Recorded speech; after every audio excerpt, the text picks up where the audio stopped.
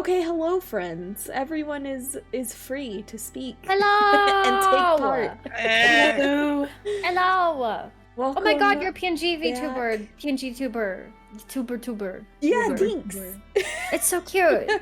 I just got, I just made another one, because, I don't know, I felt like it. I saw it and it was cute, so. Because you have no self-control and it's fun? I have absolutely none. Yeah. There we go. But yeah, I wasn't, feeling like being perceived today, so here I am. And cameras are only very slightly messed up. Sunny's arm is in Miri's frame a little bit, but... Miri's is also a little bit. Yeah, we're just hanging out. There we go. We just scoot a little bit. Oh, it was the other side. I think It's fun. That's just our secret 7th player that you're harassing. This is the secret 7th player. Exactly, It's Bruce. there we go. Oh, if we're including like the little creatures on our desk, I have 3 additional players here. Excellent. One of them's D&D adjacent. This is Kiri. Oh, I hear cute. people. I am very cute. I don't listen to the St. Jude bot, or do if you want to get ahead on my fundraising for that. But, well, because I'm not fundraising for them until May. I added the bot to my chat. I didn't realize that it was actually going to activate the bot while I'm not fundraising, but Me, it wasn't that. I've been setting up crowd control because I'm gonna do my first ever crowd control streams in May. But apparently the crowd control overlay is already visible on my stream to viewers, and I didn't know that. So someone's like, by the way, I donated. I was like, you donated to what? And they're like, well, the button. It's on your. I was like, wait, what? Oh no! What do you mean? I went to the Tiltify, and they're like, yeah, I did that already. What are you talking about? I don't have that up. Yeah. Yeah. So that's great. a thing. It's great. But yeah, so that's a thing. I am gonna be fundraising for UNICEF. Jeez, do I have a brain? UNICEF Australia. We love starting that. on the 21st until the 27th of April, and then in May, like I said, then we will be doing St. Jude. But yeah, so I do have a panel for UNICEF going on right now on my channel. So it, like I said, ignore St. Jude for today. I've done that.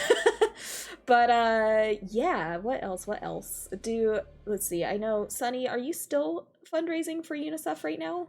I am. I wasn't sure how long your campaign was. Yeah.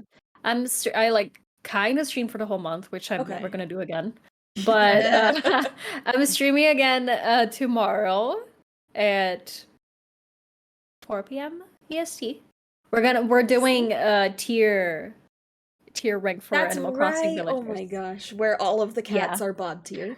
All of the cats are Bob tier, kind of. Bob tier is the highest tier. Of course. But yeah, and then Saturday, Tuesday, and next Thursday as well. Nice. On Sunday, another person that's fundraising for UNICEF is going to be doing an RPG-a-thon for the whole weekend. So Saturday and Sunday, just a bunch of TTRPGs, right, one after the other. Cool. Yeah. That's exciting. Yeah, we love UNICEF. Yeah. Anyone else doing anything exciting right now? Our D&D campaign that Briar is also in comes back this Saturday. Yes. Yeah. You can do !players to see any of these lovely people's Twitch links. They're all streamers. They're all parts of communities that I'm in. And yes, Laura is my illustrious DM for Call of the Netherdeep, and it's a good time. And we're finally coming back after a baby break that we had to take for one of our players. Yeah. So, and I got to do my favorite thing, which is where you just get to scare your players by sending them DMs like, hey, what does that one person in your backstory look like again? No reason. Oh no. Do you have a character sheet for that one person? Hey, just in case, what was the name of that character you didn't mention? That's what I had was now. Names. So I was like, hey, this name, what they look like? I'm just wondering. No reason. Yeah, last time Laura delved into my backstory, I got a letter from my lesbian lover that made me cry. No, not a letter. You got a message in your head. Yeah. A mental letter. You bring my lesbian dead wife and I will absolutely cry. Well, yours is dead. Mine is just separated from me. But... Wait, I mean- I did not know this about Wa.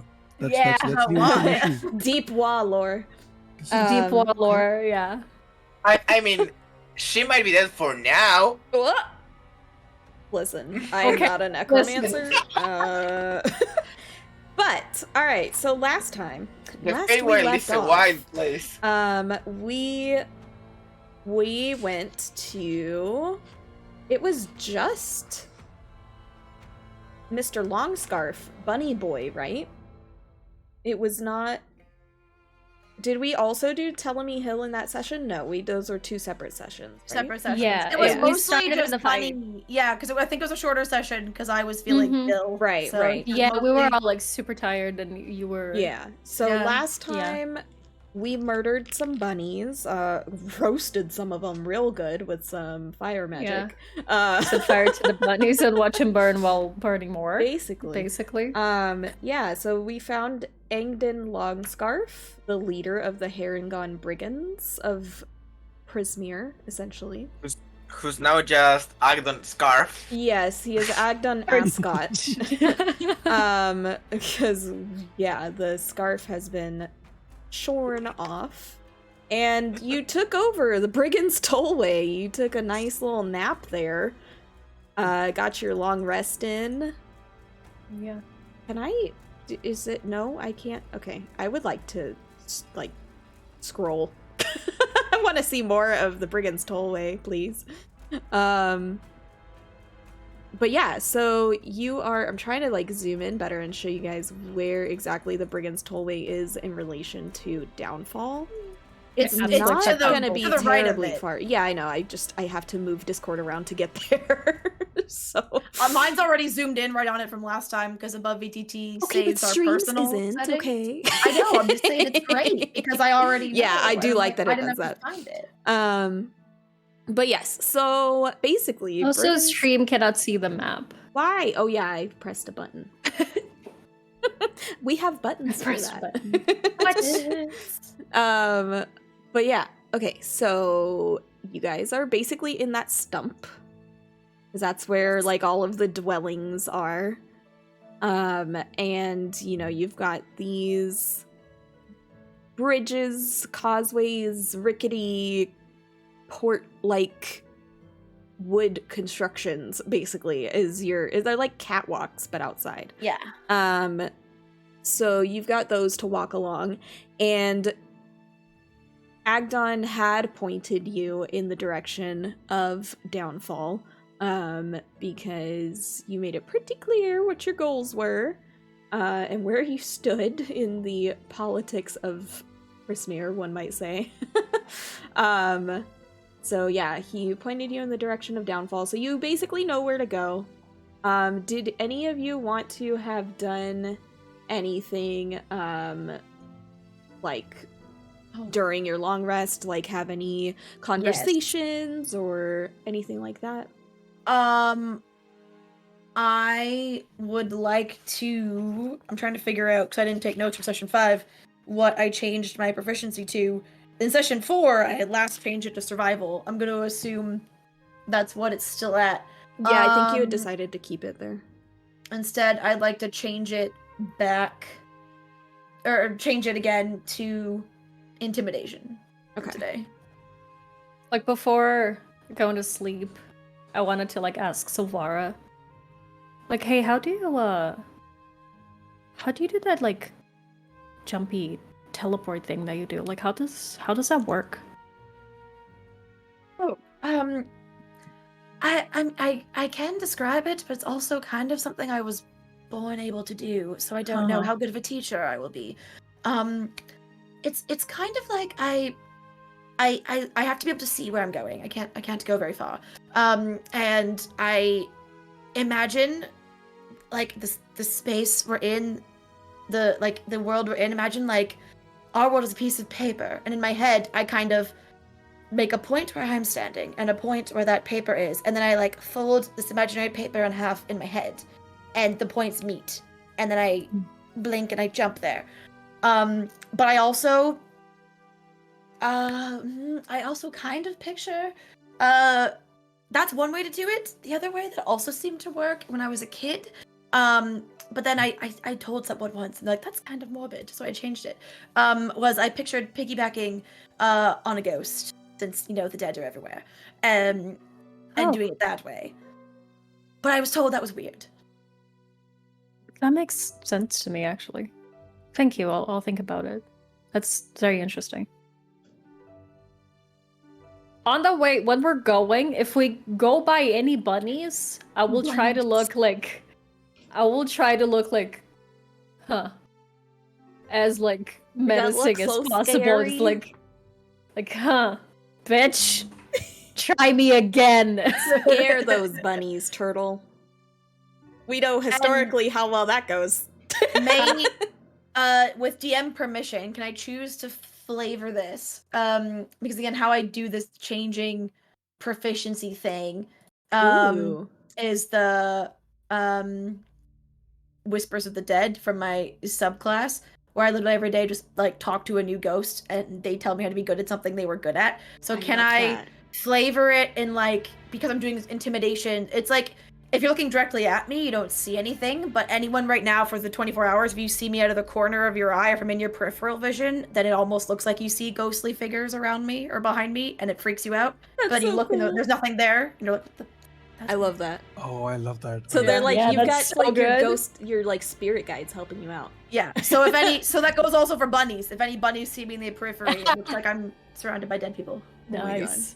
I love Oh, that so God. much. So I'm bring this up for. Oh, okay. I'm gonna just change one spell to another when we rest. Yeah, for just. sure. Prepare. Yeah, druids prepare Yeah. your spells, all that good stuff. Sorcerers don't have that option. Wow, St. Jude is really pushing, huh? That bot is on it. It is. How do I make it stop? I don't know. I don't use their bot. I just put a command in my normal one. Yeah, so that I was like it was my control first that. time doing that, and it's real spicy. Let's see. I'm gonna see if they're sorry, I just noticed it just keeps That's okay. talking.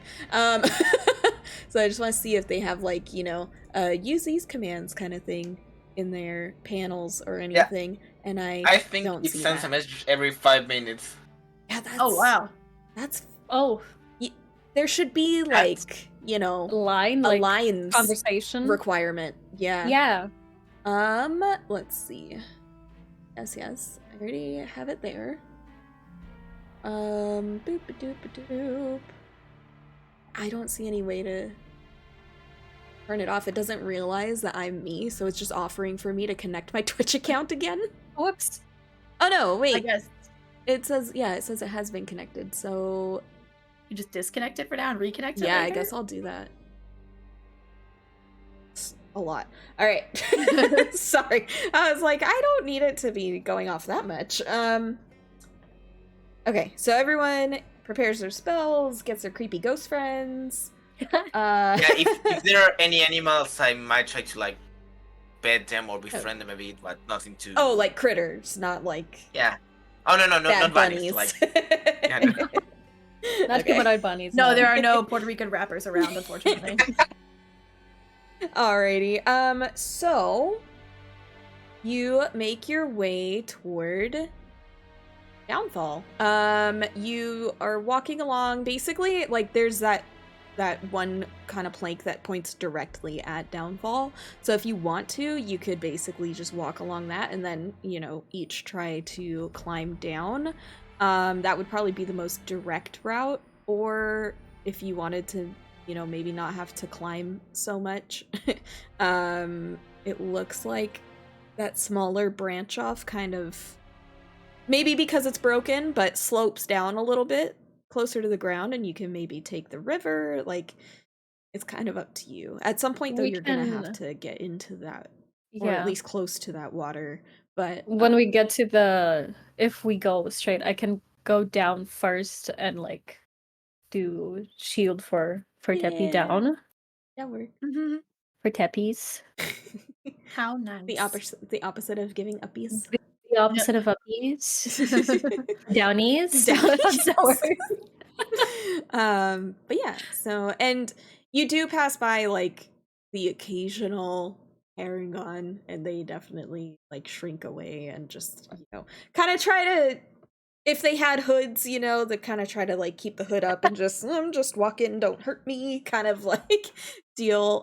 Because even if they aren't the ones that you fought, they've heard of you by now, especially like giant turtle and huge furbolg and small fairy. Like that's not a group you really see together very often, so they definitely are like, oh, okay, yep, these are them, let's go.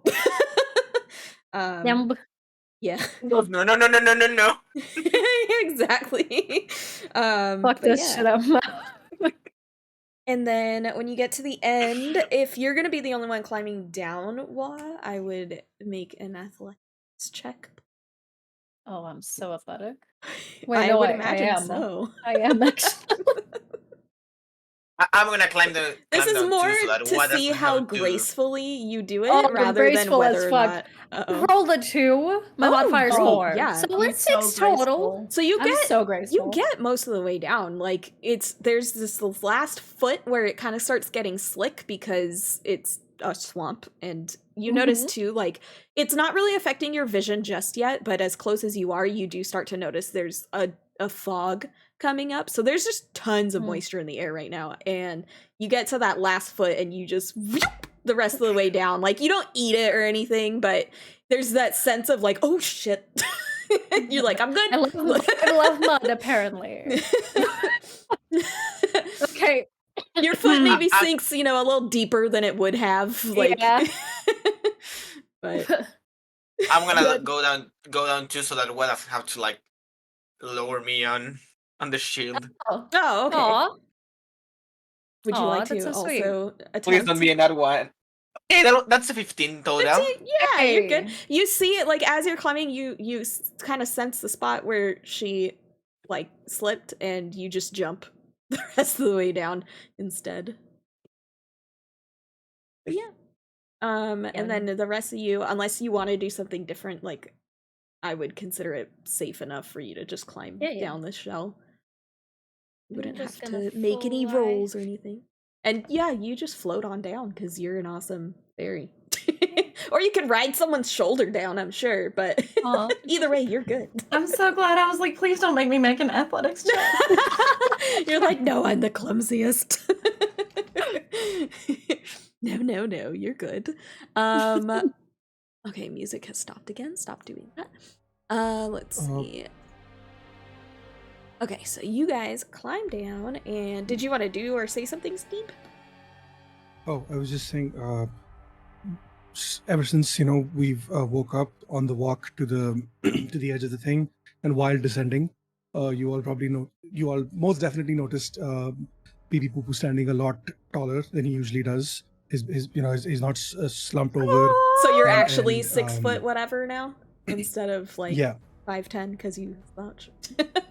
Yeah, basically, and he looks a little bit more accepting to his surroundings, and if you are walking behind him, you notice a tail. A tail. The full tail. It's just kind of doing what it wants.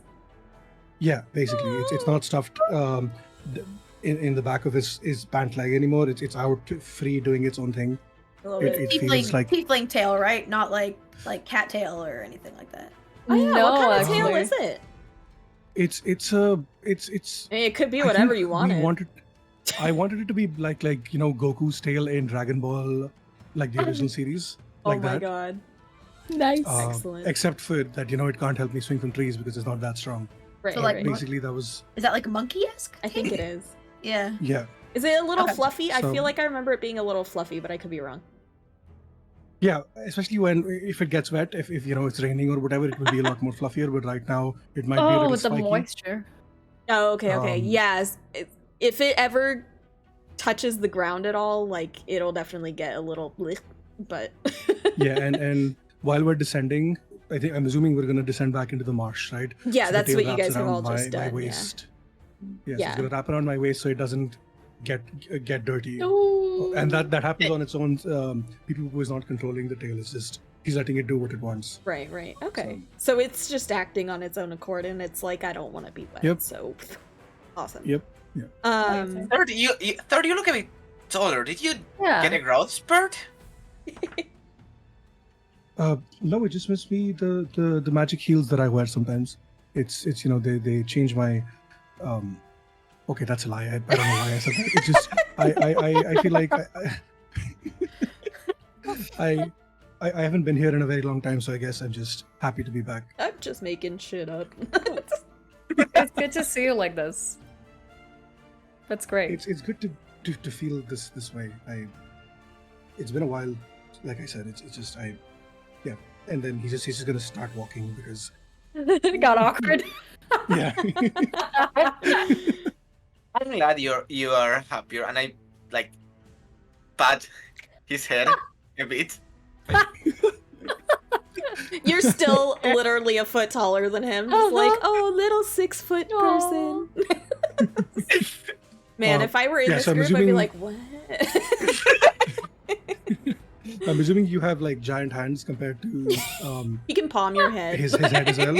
Yeah, so if you do manage to touch like the forehead, you probably feel like it's really, really cold. It's still really cold, so that's we need to get you a sweater or something. It's not, it's fine, I feel like having the fire skills with being cold as fuck, it kind of balances it out. It's why I decided if you ever need a coat or something, I have one. You can wear it. Oh no, it's mostly just on the outside. I don't really feel it, but like if I touch my own skin, and then of course I do, but like I don't feel cold. It's just is. Okay, if you ever need it, just tell me. I can give it to you. No problem. Of course, yeah. I don't like asking for help, but I will. Yes. Oh, don't worry. I mean, I think we're friends, right? That's what friends do. I would like that very much. I haven't had a lot of friends. I think we're all friends, right? I'd like to think so. Buddy. Yes. If you need how help, long in game has it been? Like a week, 2, maybe? Probably, yeah. Probably like 3 days. Yeah, something short. Because like Carnival was like, well, I guess session 0 there was probably like a day. And then because we met in the house of the thing, and I don't know how much time is to get to session 0 and session 1. So 3. Okay, so then 3 days to get to Carnival. 3 or 4 days. Carnival, and we've had like 2 long rests, like overnight rests. Yeah. So like 5-ish. But it's quality bonding of a whole. It's true. You did kill lots of bunnies together. It's also trauma bonding, Those who kill bunnies no better together bonding. stay together. There's no better bonding than trauma bonding, right? That is unfortunately true. Let's see. If you ever need something third, just say it. Don't worry. That's what friends are for, after all. So. And he's just gonna nod and start walking. Yep. That's definitely my name. Yep. All right. So, you guys get to the bottom, and you get up to that river. And as you get closer, like the fog is starting to get really, really dense, and the water level is starting to get higher and higher. And you realize that basically all of the structures here are built like above the water. So it's not gonna be like, in a town where you're walking between buildings necessarily. I mean, you could, but you do see lots of like small boats and rafts and that kind of thing. But yeah, so it does assume that you approach from a different channel, but I don't think it matters. So we're just gonna go with thick fog hangs heavy in the air, obscuring the area around you so that the world appears to have shrunk to only 20 feet in all directions.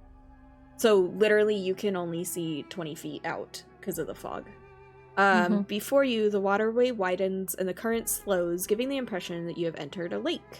Croaking voices penetrate the fog, through which dark shapes appear, resolving into, my brain skipped over into, so resolving made no sense, but resolving into 2 rowboats.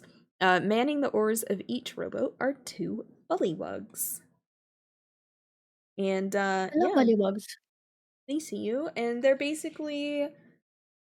just enjoying a little boat ride. I swear there was dialogue for them, and now I don't see it. Why do you do this? Everyone, I don't think we're supposed to be walking alongside this kind of a leg, you know? Yeah, so you're like trying to, hey guys, play it cool, like that kind of thing. And they're just like, oh, welcome to Downfall, travelers. Thank you. Bye. And they just kind of like, unless you guys want to like talk to them, but they're just kind of moseying down the river, and they're like, you should go see King Gullop the 19th. I'm sure he would simply be honored to be in your presence. Say what?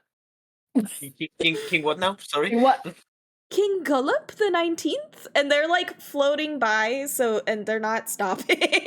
So like they're not rowing anymore, but they're just kind of slowly They're just like going, like as you guys, and if you guys either stopped or if you're still walking, either way, they're like they fully plan to like once you get within yelling distance to like keep yelling to try to have the conversation with you. Thank you. Where is he? Well, when you get into town, if you go to the west, there's another channel with a dock. He's probably somewhere near there. So near the docks. Yes, I hope you have the most wonderful time. Thank you, and you have a good journey. And these dudes, like, let me see. Do I have a picture? Hope you enjoy the rowboating. So I don't have a picture of like generic bullywug number 5. But just to give you an idea of what they look like. They're froggies. Basically. I love bullywugs. Oh my god. Okay, so I'm assuming that's the king, Gullop. It's like Gallop, but with the U instead of an A. Oh, okay. Also, what are your names? I'm Bullywug number 5. No. What are names? Who needs those? Wait, this is Downfall. So you guys are entering from like that southern river where you go under the bridge. Yeah. And you realize that the guy was probably talking about this area over here. Yeah. And that is where the book assumes you will enter from, but I don't think they necessarily expect you to be coming directly from what's it called? Brigand's Tollway, yeah. But that's fine. It works. Okay. So yeah, so basically they said that the king is probably there. I have a question. Mm-hmm. It might be a little too late for that. I say to the party, what's our plan? So do we have a plan? Because we know we need to find Pavlorna. I'm like speaking lower just in case for some reason. Yeah. But we had a direction, but what are we gonna do? Exactly. I thought the whole point was Pavlorna was the ruler here, so why is there a king person? Right, maybe he's like a decorative king. I think he thinks he's a king, and he probably is actually just a bit of a loose cannon that hangs out around here, personally. Should we get out of the water? Because like it's wetting my fur. Oh yeah, you're probably very uncomfortable. I'm sorry, I didn't even notice. Because no, don't worry. It's a bit squelchy. Yeah, I'm sorry. Yeah, it's gonna be a bit rough to clean the fur, but nothing to worry about. Also, by the way, as you're, like I said, the water is also getting deeper as you are approaching, and the water level here is always high, which for this area is 5 feet. So yeah. Oh, so I'm I guess we're looking. Yeah, basically. If anyone needs help, I can carry a new one.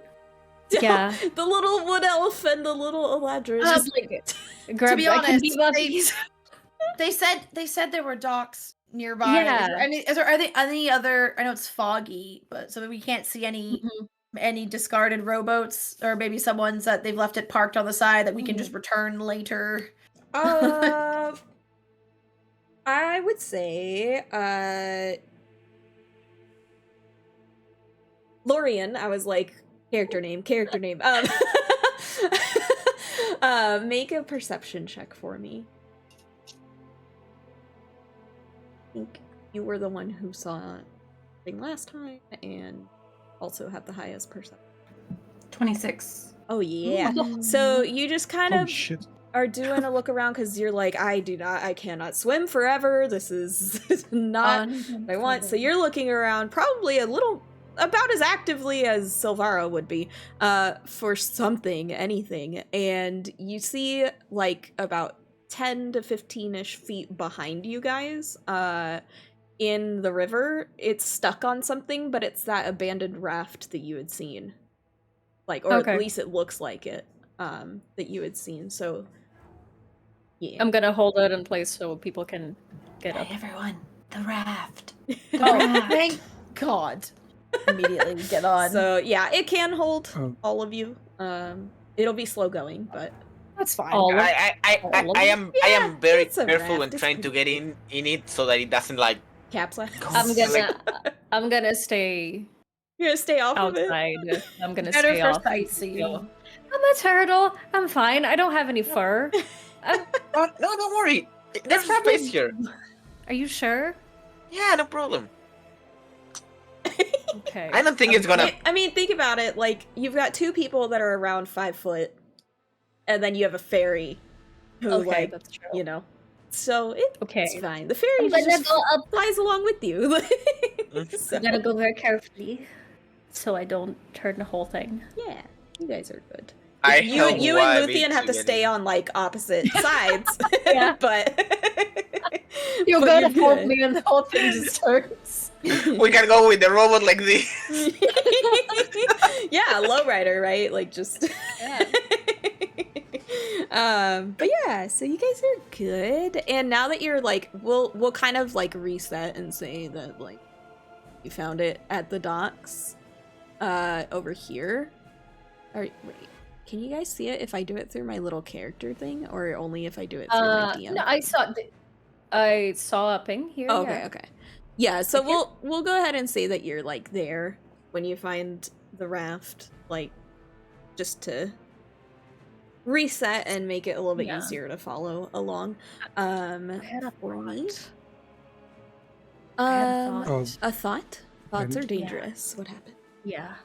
What if the king was a king before Lorna, and he would, like help being back to being king, maybe, and he would maybe Lorna made him a king in exchange for his help, so we don't know. I think we should approach this carefully. Oh, definitely. So we're not telling them why we're here. Is yeah, I think that stuff feels dangerous to tell anyone our intentions. Yeah. So why are we here then? And you see, I'm sitting at the back of the boat, and my tail shakes like to get rid of all the water as much as possible. And it's just. Oh, and slight retcon real quick. They did tell you to head to use the stepping stones to get to the balloon factory. Oh, hold on. Balloon. Across the stepping stones, through the balloon factory, and across the bridge to the gazebo where he holds the fort. So when you get to the docks, you're like next to this building. Oh, hello? Oh, don't do that. Sorry, I wasn't on the map like I thought I was. You're like by here-ish, like where those two boats are, basically. Yeah. So. And you do see that, like, there's, this little thing, this little path here. Like, there's a little bit of walking space. Okay. Now that you're, like, in the town. So I had a question. I was thinking about dancing lights, right? It doesn't really say what color the lights are. Oh, you can flavor those however you want. Right? Yeah. So if I were to make them red lights, because it's easier to see red lights through a fog. Would that be something that would make it easier for us to see? Could that potentially be I a don't think thing? it would make it easier for you guys to see, because actually red light is one of the weakest lights. I had a physics teacher who would, when he was doing slideshow presentations, he would leave a red light on and have all the other lights off because it wouldn't disturb the, like, using the slideshow, but it also would make it so that when he turned the lights back on, it didn't hurt our eyes. Really interesting. Also, turning on your Wait, I thought it was headlights the other in way the around. fog. Yeah, headlights in the makes, like, fog makes it It reflect just back at you. bounces all of it back. Yeah. But they do make it easier for other cars to see you when you have your red lights on. But yeah, no, the light is not going to help you really with fog because it's just all going to reflect back. It reflects off the fog. Okay. Yeah. All good. Okay. But you can have them be whatever color you want, and I don't care if you change that color between like castings. Obviously, during a casting, that's a little different, I think. But you know, if you just like colors and want to change it every time you cast it, I don't care. Have some mood lighting, you know. Ooh.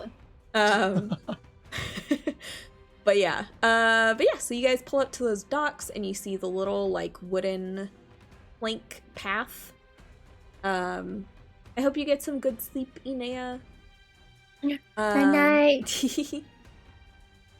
But yeah, so you vaguely know where to go ish to find this king. And we let me can check and see what the king's about. Oh, and you do see, actually, when you get to the docks, on that platform that I pinged,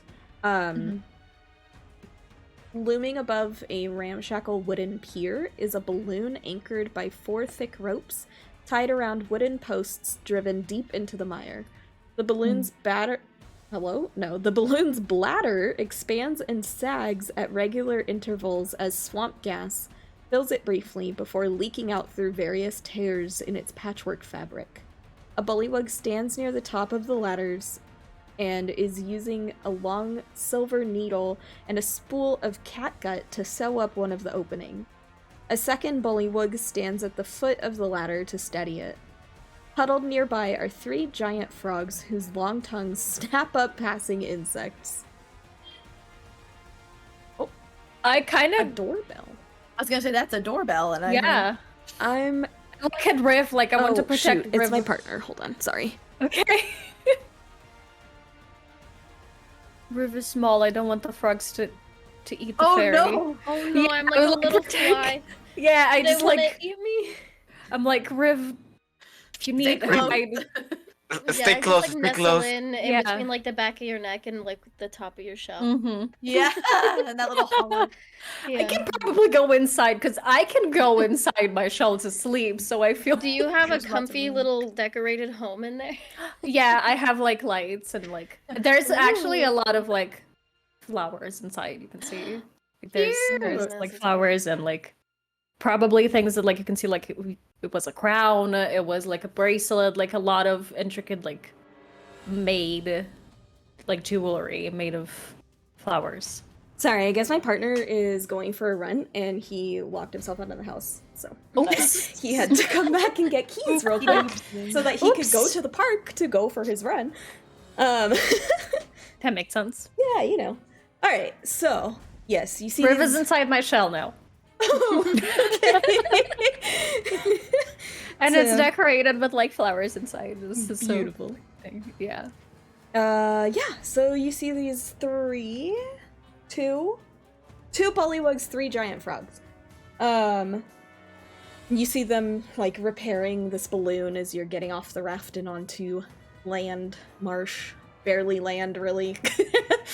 But yeah. Does the balloon look familiar? Is it the same balloon that we saw? No. In the tree? Okay. No, because that balloon was Delavar's balloon escaping from the Sealy court. This is like swamp people balloon. I think they stole the balloon to run to like fly away. I think a bullywug like stole a balloon from here. Yeah, the bullywug. Sir Talavar had told you guys that the bullywug, whose name I can't remember right now, stole the balloon to help him escape. Right. Yeah, so I think the balloon was originally from here. Oh, okay. Never mind. Scratch that. But yeah. So, what would you all like to do? Are we gonna check out the king? Yeah, okay. So you guys are just gonna continue walking. And, okay. So yeah, as you guys walk by, like, they notice you and they just kind of, like, give you a quick nod and then continue with their work. But you do see them kind of, like, whispering to each other, like, maybe they have some tea. And they keep, like, looking at you. Like, you can tell they're talking about you guys, and they're, like, kind of... They seem very gossipy. Oh my god. Ooh. What are they saying? Can I hear if I try? We should go back and... Yeah, I like talking about us. What'd you say, Lupo? I like some tea, so... Did you want to try and hear what they're saying? Yeah. Okay, you make a perception check. Oh no. How do those turtle ears work? They work +1. Oh. 18. 18? Yeah. So you basically, like, you kind of just hear them say, like, oh, I wonder if they're here to talk to the king. Do you think they're going to cause any trouble for the king? They're like, no, I don't know. I kind of get good vibes from them. And they're like, I don't know. They look like trouble. I mean, look at them. They're quite the group, aren't they? Like that, just that kind of stuff of like, look at this mix of people coming in. What is this? You know? Yeah, nothing like harmful, but definitely like the tea is being spilled, or so they think. You know? What time of the day would we think it is now? I would say it probably, as far as your circadian rhythms go, it's probably about like midday or so, between like just walking the length of that tollway and sludging and everything, because when the water level is at 5 feet for y'all, like that is half movement for everyone, so everything takes a little bit longer. So yeah, it's about midday. Okay, so when we go by them, I'm gonna like afternoon. Sirs. Stop. Stop. And continue. Yeah. I just want to make sure that you guys don't have to make rolls for the Wait, are we supposed to check out the king or talk to him? I don't know, dice. Isn't that the same thing? But No. I mean, like, check out the king. Check him out, or but yeah, like a hotel. You check him out. Walk check along him that out path. or check him out. You know? No, just check him out, bro. It's fine. Okay. Just check him out, not take him out. Yeah. But what if I would take him out to dinner? A row of boulders placed 2 feet apart breach the surface of the lake to form a walking path across a 40-foot wide waterway. So that river you're gonna cross on these stepping stones is about 40 feet wide. Okay. But yeah, and you notice like the water there, you can tell it's a little more shallow, more just because, you know, like your mind's eye kind of knows how like stones work, right? So like you can tell that it's not coming up as high on those stones as it was in other areas coming up to your chests or whatever. But you still can't see the bottom of it just because of how murky it is. Lovely. Yes. But Okay, so we gotta be careful not to fall off the rocks. They might be a little bit slippery, just in case. You know, being in water, like rocks are slippery and with all the water around, so be careful. I don't think you'd like to fall into the water, even if you like it's not too deep. Yeah, that makes sense. okay. After saying that, I can swear I'm gonna fall. I can feel it. Says Dad is the first to step on the stones, falls immediately. Head first into the water. Alrighty, so let me just double check one more thing. Okay, so just in case we should be mindful of where the balloon is, right? In case we need to escape. Huh. Okay, so are we all just gonna go ahead and use the stepping stones and get across and stuff? I guess. I mean, we still have our raft. We could just be like through that and just do we? the waterway the whole time. I would think that you put it on the dock, right? Oh, When I you guess. started walking on that path. Yeah, because we did go like past the frogs and stuff. True. While Lucian carrying the raft. So Lucian's like, I've got a shell now too, Siwa. We're portaging, you know, like we do when you go camping with our boat on our backs. Oh my god, yes. Wait, Okay, I'm trying to do math. Okay. Gross. All right, so who's gonna try going across first? Oh god. While that happens, I'm gonna get food from my mom. Okay. I'll go across. Fuck it, why not? Okay, so you go And I'll across. be channeling like the tightrope walkers back at the carnival, being like, I got that. Yeah. So you kind of do like this, like hopping and skipping and all that, and you're fine. You're good. You don't have to make a check or anything. No. Yeah. No, you're good. Who wants to go next?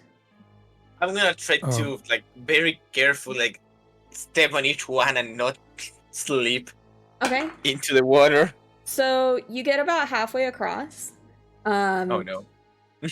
And this creature, I don't even know, I don't have a picture or anything. I have no idea what it looks like except a rock. Grumbles at you. And he's like, "Excuse me, you just step on someone?" I like tried to step. I am so sorry. I didn't know you were there. Make a persuasion check. To be honest, I thought you were a rock.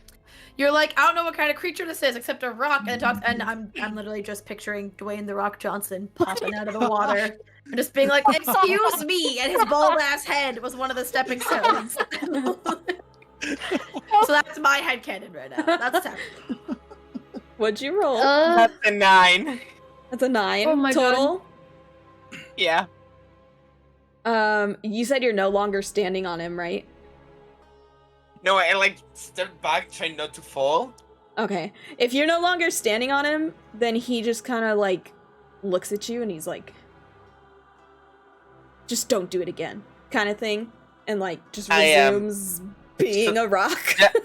Just in case, is there any other rocks that would be mad if I? Probably any of us would be mad. Yeah. Why?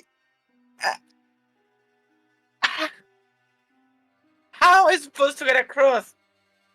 Like, not by stepping on us. I am sorry, but I didn't know you. Not every rock is alive, and not every rock is not alive. And how am I supposed to know?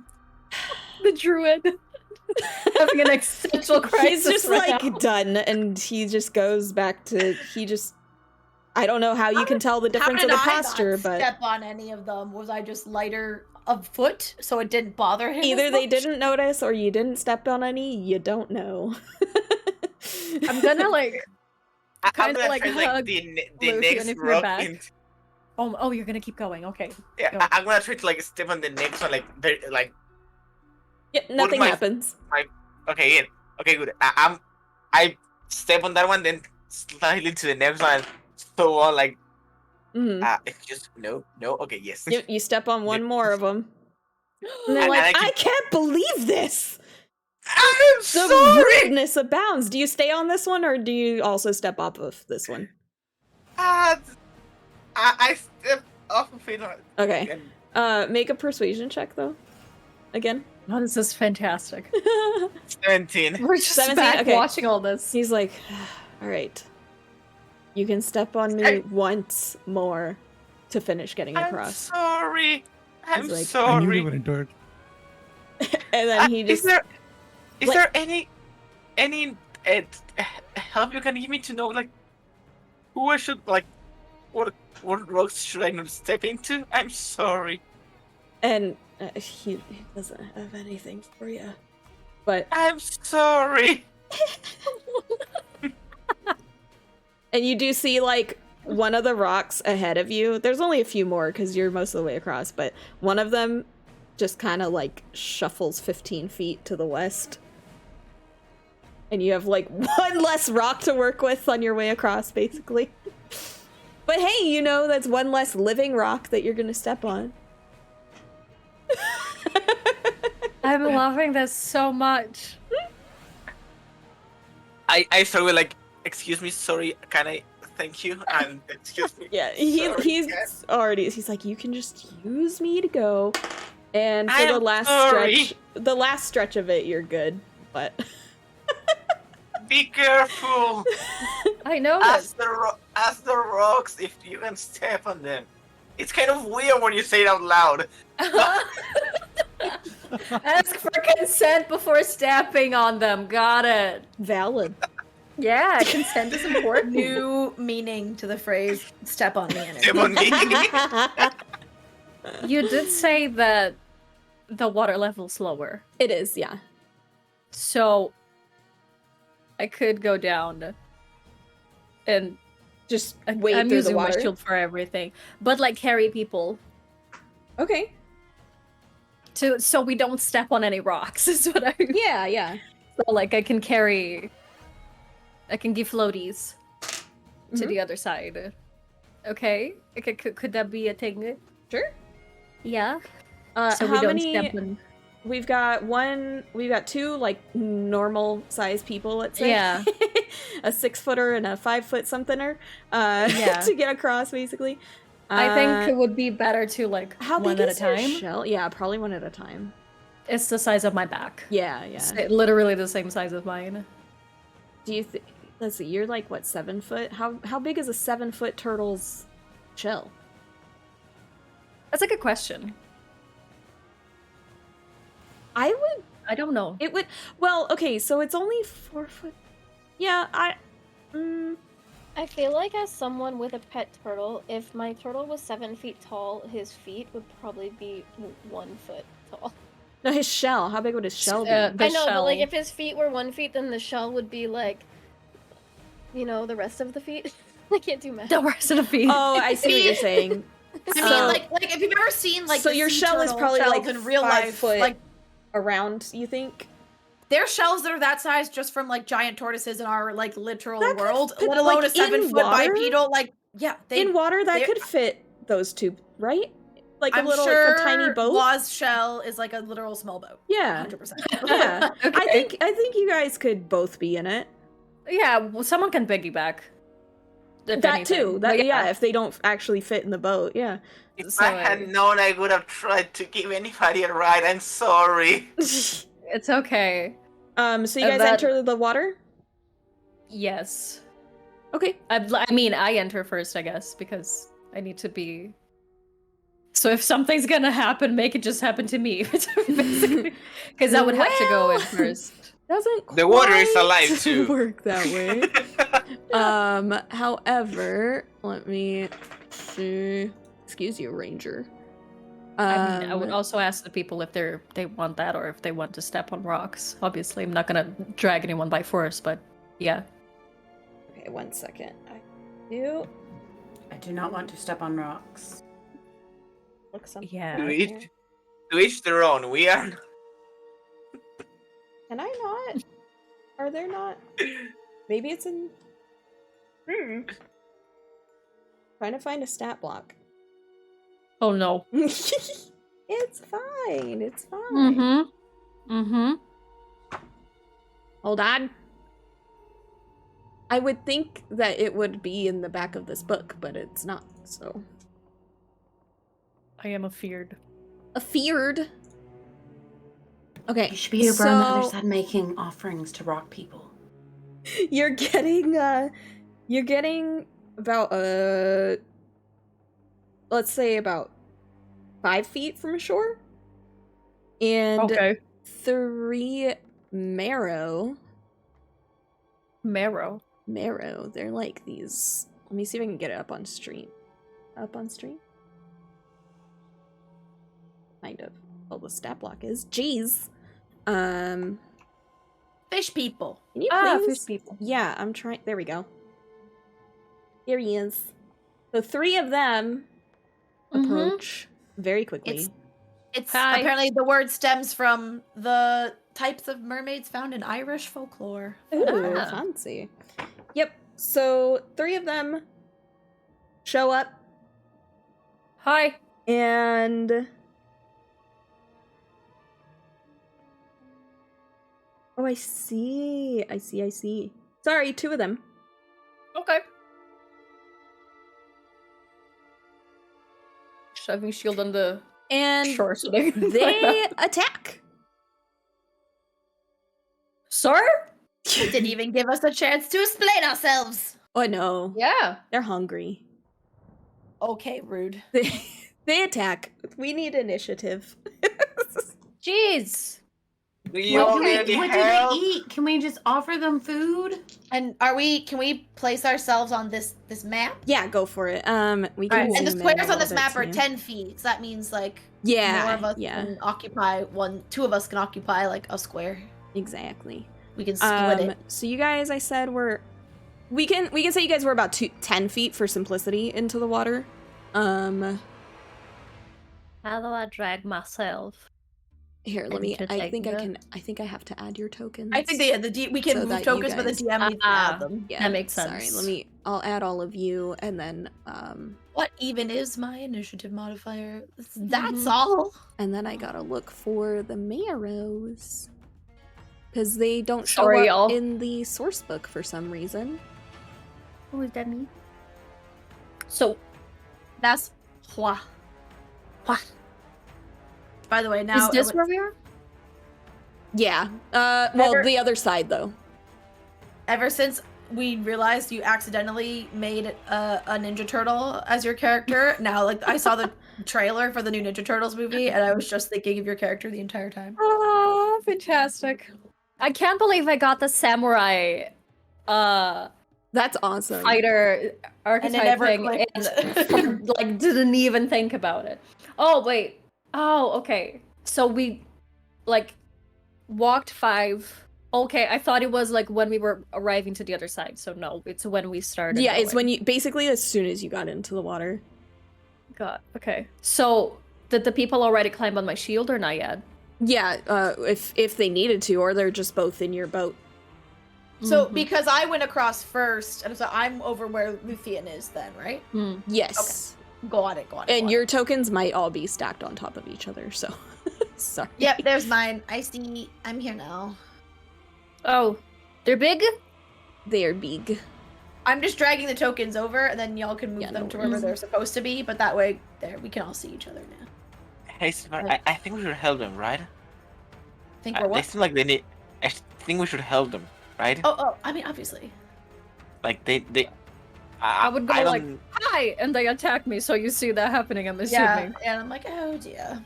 I don't think they can... I think they might need help, yeah. Okay. They don't look too friendly. Let me roll initiative for my... I'm gonna go like, I'm sorry, you I thought I was helping. I rolled not... I mean, for me, I rolled pretty good, but for normal or something, I am known in anything I do for rolling garbage initiative all the time. So that's one. Oops.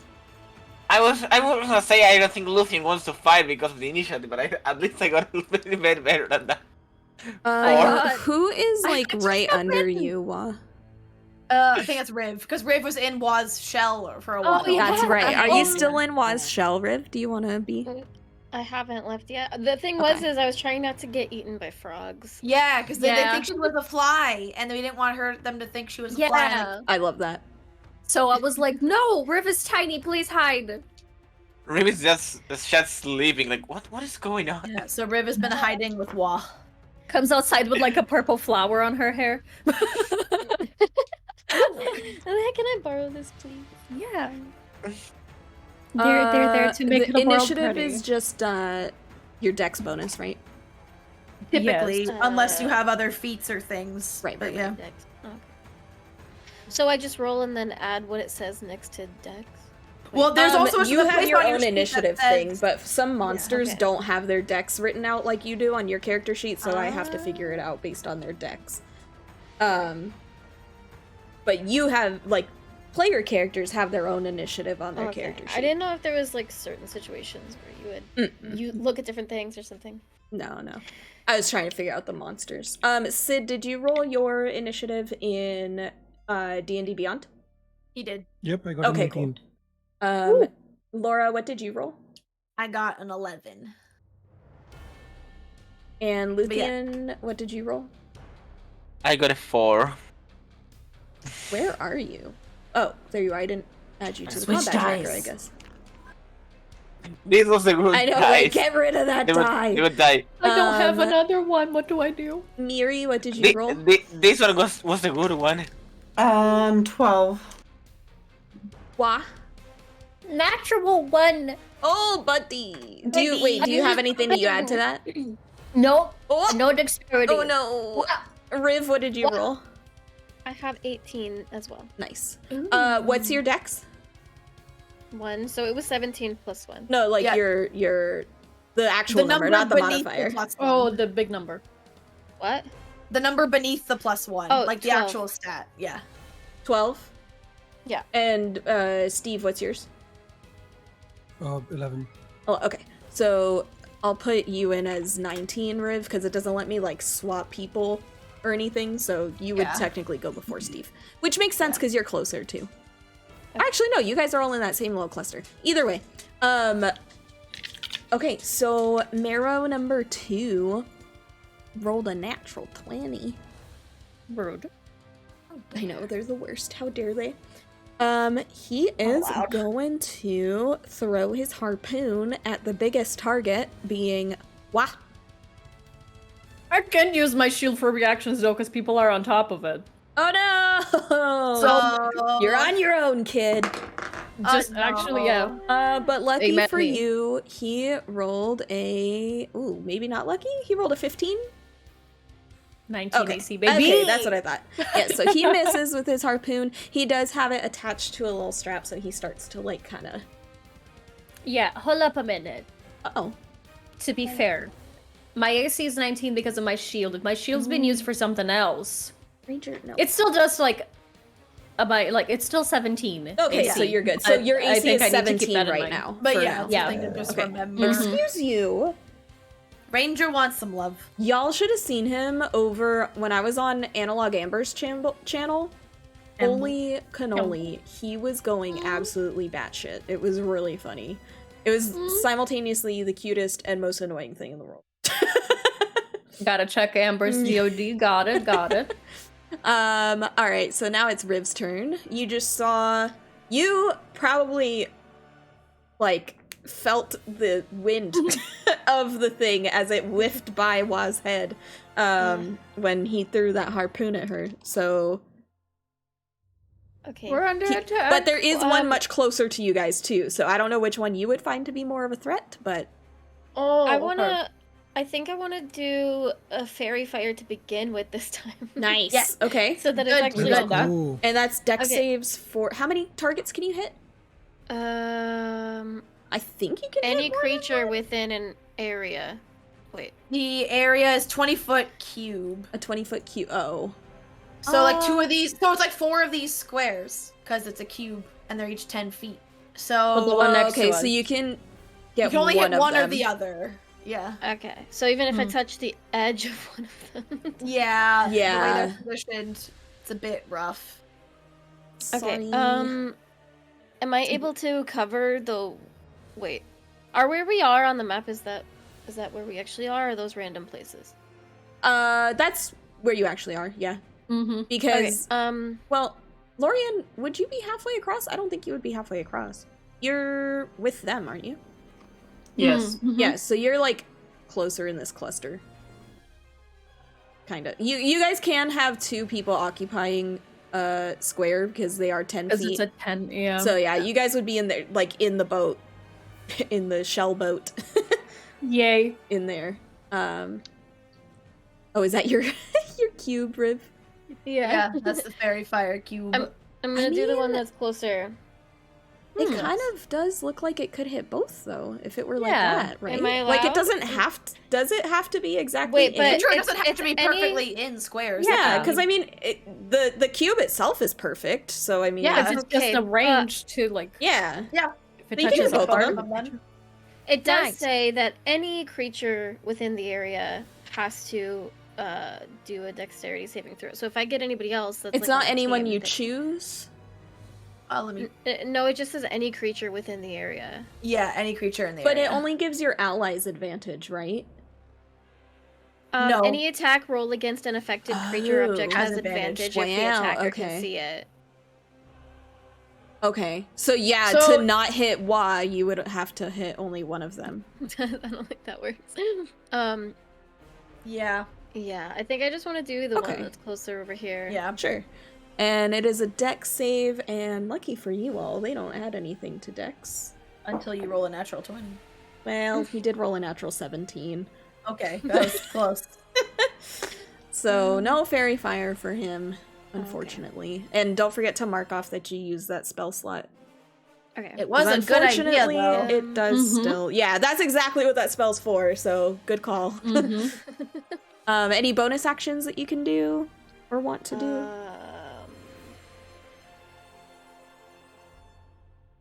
You don't have any bonus action cantrips, so that's... Yeah. Okay. Did you want to move anywhere, or are you good where you are? Yeah, I was gonna say that. What if I get eaten by a frog? Well, you don't see any frogs around you, so... Okay. I don't think they're gonna come... I also don't think they're gonna come close to these two scary things. mermaid men. Yeah. Alright. At least not for now. So then, Sid, it's your turn. So you saw the further one huck a harpoon at Wa, and then Bro, what the fuck? So we discussed potentially Va carrying one of us on her back, right? Yes. Would that work? I think we ended up deciding that you both were in the boat, though. Oh, okay. In the shell. So you guys are like, but it's not deep water. Like if you wanted to get out, you would be wading in 4-foot water. But okay. You saw what happened last time someone got in the water, though. Yep. I'm gonna look back at Wa and just go jingle jangle. Jingle jangle. Jingle jangle. Jingle jangle. All right. I'm gonna jump out of the boat, and while I'm in the air, I'm gonna shoot burning hands at the dude that tried to spike Wa. Okay. And I'm gonna do it as a first level spell. Okay. That's a dex of 13. It's not much. Okay, so he has to make a dex save. Yep. And he fails with a natural 9.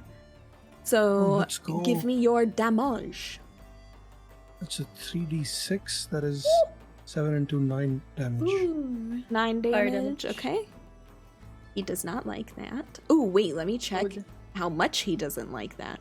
Oh no, he just doesn't like it in a normal amount. Okay. Just a... I was like, wait, water creature? Maybe, but no. Yeah, that's what I thought too. Alrighty. Anything else? Any bonus action or movement? And you're gonna be moving at half speed when you do move, just so you know, since you are in not very deep, but deep enough to slow you down water. Yep, that works. I just jumped down into the water. Okay. Cool. Then it is Lorian's turn, and you have been abandoned in your boat. Jingle jangle. What are we to do? Luna, no, baby. She's making she's gonna jump over here, but there's not room for a chonk right now. Are they considered like animals? Can we speak to them? Reason with these. You make a. Hey, Luna, make a nature check. A nature check. Let's see. I don't think. I mean, you've traveled a lot, but I don't know if these guys are necessarily. If they would be on the plane that you have traveled on, 20. 20. So I rolled an 18. I don't know for sure that you have seen these per se, but you can tell by how they're dressed. They are intelligent, and perhaps speak a language, but you don't know what language. But I can use a spell, speak with animals, and it would work. Would it work? No. I'm saying like they look like they're people. Race? They're not animals. Yeah. Okay. Yeah. Maybe like, I don't know. I'm trying to reason with them. Is there any way to know what they eat? You said they were hungry. Like I said, you've never seen these before. You would imagine they didn't eat very much differently than you, but you're not sure. I'm gonna throw some rations into the water. They just there's no kind of recognition on their face for like what those are. Good try. Oh, that was very sweet of you. Well, can I gesture be like food? They don't. Yeah, they just say they don't have any interest. I think we're a much bigger food than the rations. I'm gonna say with the nature check and the attempts to like communicate that you probably have time for like a bonus action and some movement. I guess I'll just secure my place so that I don't fall off. Okay, so you're staying in the boat. Well, I don't have anywhere else to go. That's true. That's true. Okay. That's fair. Silvara, all the way across the river. I don't want to risk throwing my knives at them in case they sink under the water when we're done and I can't get them back later. Which I will say, from that distance too, it's not easy to see what's going on either. Yeah, because there's fog in there. Yeah. The one that's closer, if I moved to here, the edge, would I be able to reach out and just stab with a dagger? Yeah, definitely. Yeah, okay. What is that? I will just try and stab him.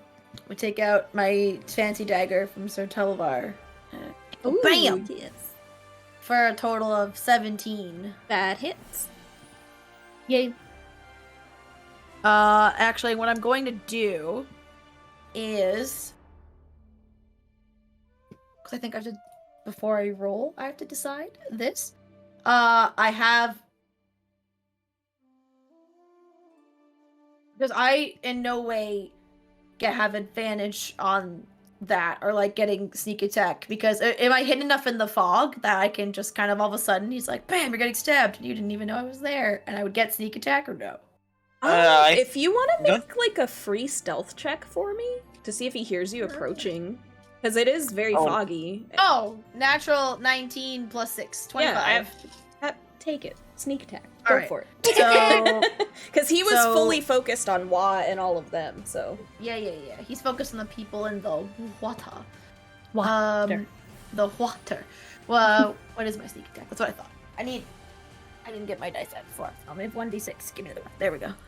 I was gonna say, I think I might be close, but no, I'm not. I remember that this is shitty. Okay. Yeah. So he takes plus 3, 7 points of piercing damage.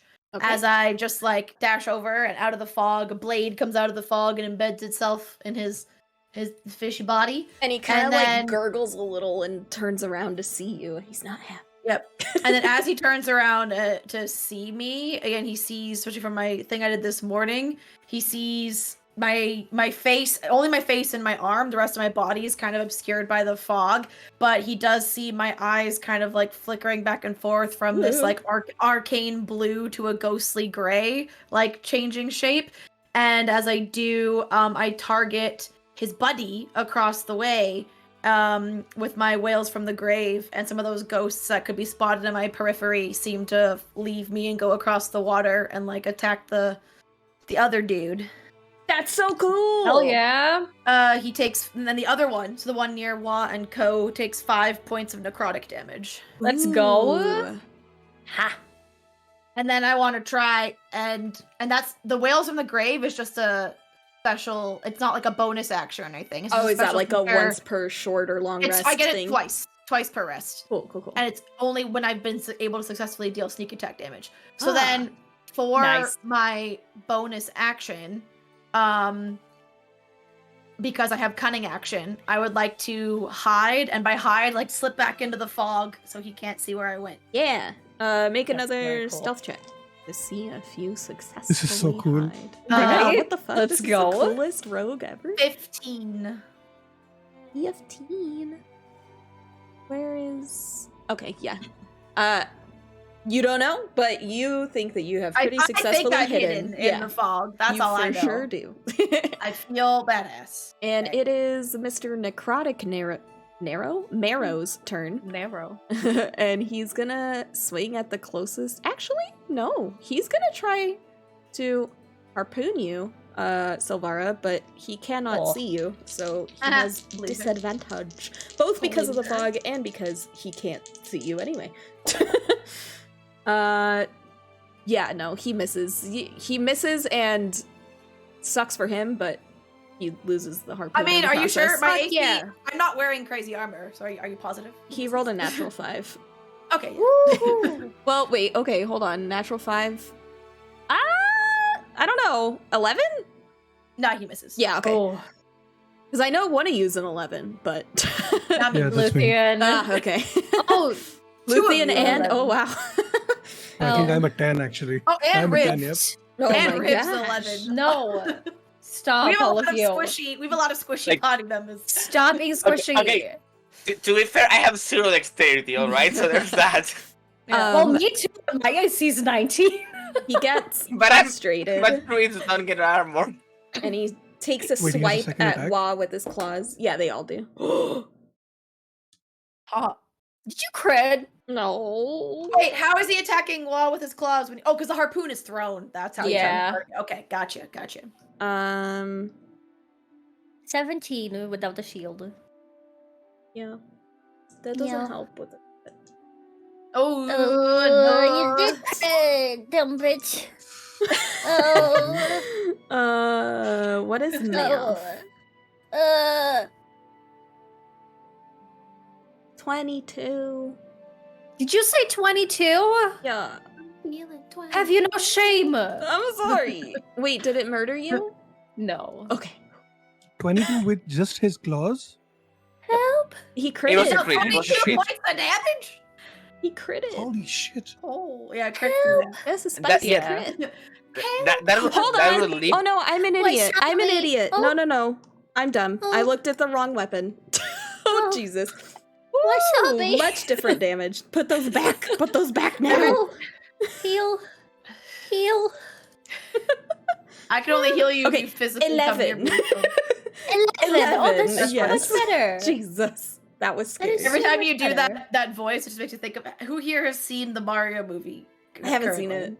I haven't Oh. seen it yet. Yeah. Okay, No. well there's a character who has a voice like that. It's this very like cutesy voice, but it says the most like emo, fatalistic, nihilistic Oh. shit in that Why voice. do I? and Why it's do I so feel? good. Why do I feel like I know which character Yeah, it is? in that voice, it's like I'm like hope is meaningless, and it's like being like just saying like the darkest shit. And it's so good. I'm quoting a little girl who's eating wasabi for the first time. Oh. It's a very good video. She's like, wasabi! And her Yeah. mom's like, do you want to? No. But she's like, wasabi! And her mom's like, okay, just smell it first. And then she goes for it and just give it like the tiniest lick. Oh, and then yeah. like, help! Yeah, I've seen that. Just a little Help! It's so good. Oh, children. Ah, yes. So yeah, I'm fine. You're fine. Yeah, 11's nothing. I'm That was fine. scary. Her arms just hanging off. You feel Like, yeah, the fine. boat shake, the shell shake a little bit, but yeah. It is now This got a flesh wound. Luthien's turn from all the So- way over there. Right, Luthien. I look at Silvara like, think you can kind of deal with this one? I think they might need help with that one. I'll try. I'm gonna, just in case, I'm gonna use some moral support. Like, Yep. you got this. Well, as he's leaving, I'm like, it's like at the very least, I'll have the easiest time running away compared to any of you. And I'm gonna I'm gonna cast my spell that I prepared that I switched, which is Moonbeam. Cool. On the far away one or the close on one? the far away one, yeah. Okay. It's a 5-foot area, so if they start their turn on it, or if they move Or they into it enter for the it, first yeah. time, yeah, they But- and take it- 2d10 on when I cast it. They don't take anything. Yeah. Oh, okay. Yeah, they either start their but- turn in it or enter it later. Or enter it later. Yeah, if they do any of those, they have to make a con saving throw or take 2d10 radiant damage on a failed save, Okay. or half on a. So right now I won't do anything to him though. No. I'm gonna throw the AoE. So 5. There we go. Okay. Where did that go? It always goes to the middle, so I'll put it. Oh, there it is. It's supposed to be. Okay, that's too big. I'm gonna make it to 5, I think, because Hopefully it lets you. Wait, but Moonbeam's a 5-foot radius, right? Yeah, radius. So it's a 10-foot Radius and diameter. diameter be different. Stay in school, kids. Geometry. What the fuck is math? Yeah. So that was correct. Yeah, it's a Okay. 10-foot diameter, so that works. There I we think go. you That just should made have- it. There it is. there it is. Boop. I'll put See, it. I Right think we on could get a him. lot more kids to like math. if I we like told that them it you looks have like to a take this to moon. play D&D. It's cute. Absolutely, 100%. I mean, It's the to- only to be- reason I do math. Yeah. To be fair, D&D is math rocks making clinky noises and murder hobos Exactly. doing stabby noises. Exactly. All right. Is Moonbeam all you can do? Are you gonna do a bonus action move? Anything? That's my action, and I don't know if I have anything useful right now. Oh, never mind. I have these. I'm gonna do the spirit totem again Okay. with the Vera Spirit, which gives temporary HP on a And you roll for how many, right? 30-foot radius around the point I want. So like, right, like, hold on, I'm gonna make another one. 30-foot radius? Yeah, it's Ooh. huge. Damn. Dang. So like, okay, there's no here nature. Let's just do nature, yeah. It's a Ranger, go to 30-foot bed. radius around the point that I want, so it's And obviously that is one that's only to allies, right? yeah, it's so Holy like cannoli. you all get it would be 5 plus my druid level, so 8 temporary HP. Nice. And advantage on strength checks and saving throws while in the aura. We love that. Okay. So there goes that, and Did everyone put on their 8 temporary HP? there we go. Yo. Yep. Dang. That's a There we go. hell of That's- a bonus that's- action. Right? That's awesome. Damn. Yeah, this spirit totem thing is, I think, a bit too strong, honestly. Take it. Damn druids. You could use it at this level, like. All right. Druids are the best temp HP. So you said 8 temp HP? Yeah. 8 Cool. damage piece. Yeah. Thanks. And it is your turn now. Ah. Unless Luthien was gonna move. Oh no, I moved like 5 feet Okay. to be next to Silvara, so that Okay. she has moral support. And a temporary HP, are you kidding? Oh, how you do the temp HP? Yeah. On the sheet, next to your max HP, there's a temp. If you click on it, it's gonna open a thing for you to add the numbers. Yes. So you just put 8 and click outside, and it's just gonna add. And then once Or, those are. or if you click next to it, if you hover over where it says temp, little arrows pop up. You can just click the up arrow 8 times. So it's Mhm. not supposed to add anything to the max. It's just No, Right. No, you should yeah. have a number 8 next to your normal HP now. Yeah. Okay. On your And then sheet. when you take damage, it'll take from that first. First. And then, of course, when you get healed, that doesn't come back because it's temporary. It's just like a little damage shield for now. Yay. And yeah, it's Wa's turn. It's me. It's you. Oh. So you're I'm about holding a like boat. 5 feet away from Yeah. what's his. So I'm butt, holding. and you're holding a boat. I'm holding my shell. Yeah, Lorian is still in it, so. Yeah. Can I... Question. Would you like to tow the boat with you? Yeah, that's what I was thinking. Tow the boat, like, back so Lorian could step outside and be on land. But, like, do that and hold my action for when Lorian steps out. So and you're then attack the guy. About 5-ish feet, maybe 6 feet away from shore, and about 5 feet away from what's his face. If you wanted to just like move to shore, that would be about 10 feet of movement. 10 feet of movement. And then back to him, I'd say about another 10 because of like, you know, the half speed thing. So you would have the movement to just do that as your movement and then punch or slash or whatever. Yeah, I wanted to slash, but I don't think I can do the slash while still holding the shell, I'm assuming. Also, because I need to keep it balanced. Okay, you're not trying to move that far. So if you're trying to move pretty far with the shell, I personally, again, like DM, make your own rule. You do you. But I personally would make movement half speed because you're. Well, it is half speed. That it is already. It's already half speed because of the water. Yeah. So I figure since it's in water and she's standing, like it's kind of like pushing along the little. You know, it's like it doesn't take all that much. Which you could actually try to just gently push it toward shore instead of like going with it. Because you're not that far. Like give it a push and it would float over there. Yeah, I see. And so then I you could like just not have to take all of that movement. Yeah, yeah, I think so. I would like to do that. Yeah. And I was just like gonna say to Lorian. Yeah, that way Lorian can get out without nearly tipping it over. It doesn't have to be like a whole thing, you know. Yeah. Please take care of the shell. Be safe and just go and slash the dude. Okay, yeah. Go for it. And then yeah. That totally works. So Lorian, you would be like back. Oh, hello? Oh, the AoE is in front, I think. Oh wait, no, it's not. So Lorian, you'd be like back towards shore, like there-ish, probably. There you go. Okay. So we didn't get like fairy fire or anything with advantage, right? It's just regular roll. Yeah. Yeah. No, the thing with the totem is just straight stuff. Yeah. Okay. Oh my god, are you kidding me? No. What'd you roll? Another nat 1. Oh no. Time to yeet those dice. I only have them, but I only have one set of dice. How many dice for the rest of the session? Okay, so what is it, an axe or is it a sword, or I forget? It's a battle axe.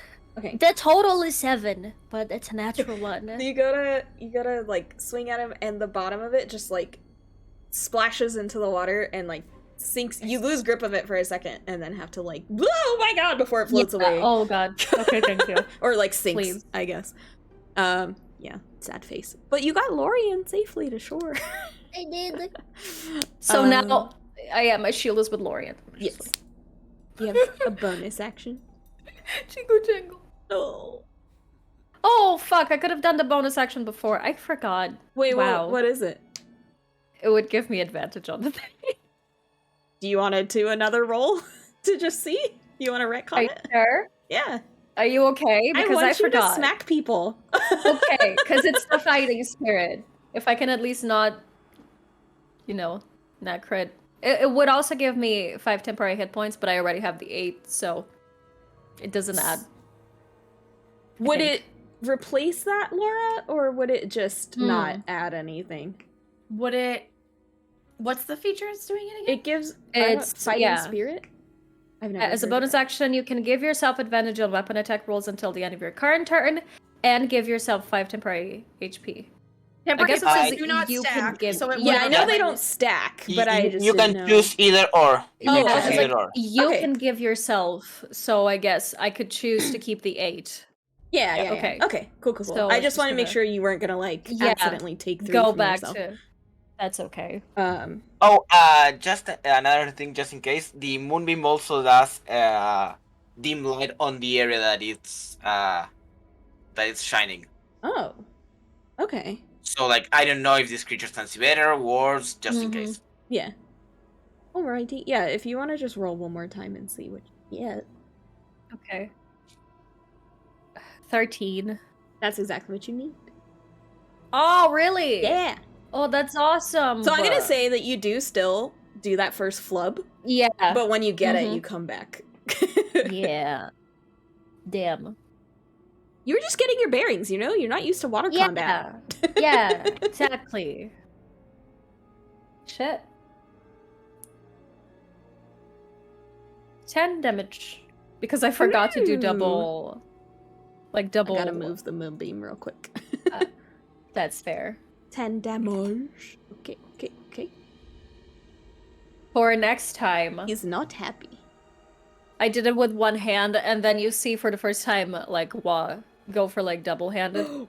After doing the whole fumble and stuff, I completely forgot it was versatile. You were like, more secure! Yeah. Like, next time I'll get it! But yeah. And we'll stay in position. And just say in Sylvan. What the fuck, bro? I'm not food! You see 0 understanding on his face. And it is back to the first Marrow's turn. He turns around. He's gonna swing with claws at... He's gonna try to swing at Laura. However, he also cannot see you. So he has a disadvantage. He might have still hit. 14?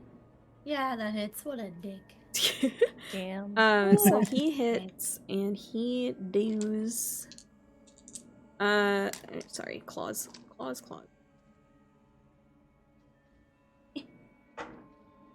also What have is claws. math? 9 damage to you. Okay. And he swings at Luthien, who he can see. Good.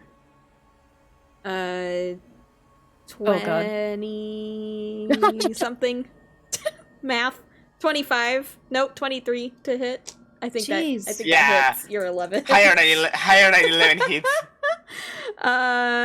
10 damage Ouch. to you.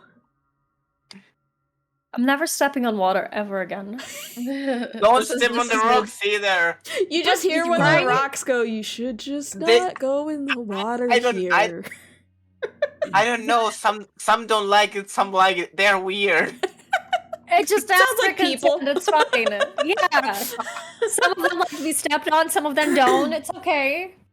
And Riv, it's back to you. I had a question. Oh, okay. Really quick. If Laura stepped away into the shadows, how far away did she step? Like, even if they try to hit, is she in range to be hit? I didn't like step back. It's more, I literally like my feet kind of stayed planted. It's more like I just kind of drew my body back into the fog. I haven't moved out of because I would have invoked an opportunity attack, so I didn't fully move away. Oh, fair enough. I just kind of, it's almost, I think maybe even more like I kind of like am leaning back and crouching kind of rather than like full on stepping away. That makes sense. Riv, it's back to your turn. Okay, I'm going to try to do Witch Bolt. I also realized something because I'm not good at keeping track of my stuff. I have Favored by the Gods. So apparently if I fail or miss an attack roll, I can roll 2d4 and add it to the total, possibly. Ooh, how many times does it say you can do that? Once per short rest. Oh, cool. Awesome. And your Witch Bolt, are you able to target 2 or just 1? I don't remember. Just 1. I think it's 2 is when you have twin spell, right? Or at higher levels? Yeah. Okay. I just want to make sure. Okay, so Witch Bolt at which one? Still the one that is closer to me, next to Wa. I forget, is that like Lightning Bolt where it stays? Yeah, it's the continuous lightning. Nice. If you hit all the other... Yeah. Okay, cool. Okay, I need to be told what I need to roll and when. Your D20 attack roll. Okay. And 20! Oh, you crit? There you go. Hell yeah! Look at you go. That's cool. You don't even need your modifier. What was that? So for a natural 20, of course, since that's a critical hit, we don't need to know your modifier for the sake of knowing whether or not you hit, because it's a crit. What is your damage die for that? 1d12. 1d12. Okay, so you already have 12. So roll another d12. And we're gonna add that to the 12 you already have. Yeah. Crit. My dice fell on the ground. Hang on. Oh no! Oh, it landed on 12 on the ground. Oh! Is that allowed? Yeah. No. Okay. Okay, let me roll. You gotta again. roll with intent. Oh well, it's still 11. Okay. There you go. So 20. And is there? I Holy forget. Is there a shit. modifier for that? For Witch Bolt? No. Okay. No. Is your Witch Bolt like? Is it lightning? Is it purple lightning? Like what? What is it? Yeah, it's like purple. It's not exactly lightning. It's like intensified moonlight.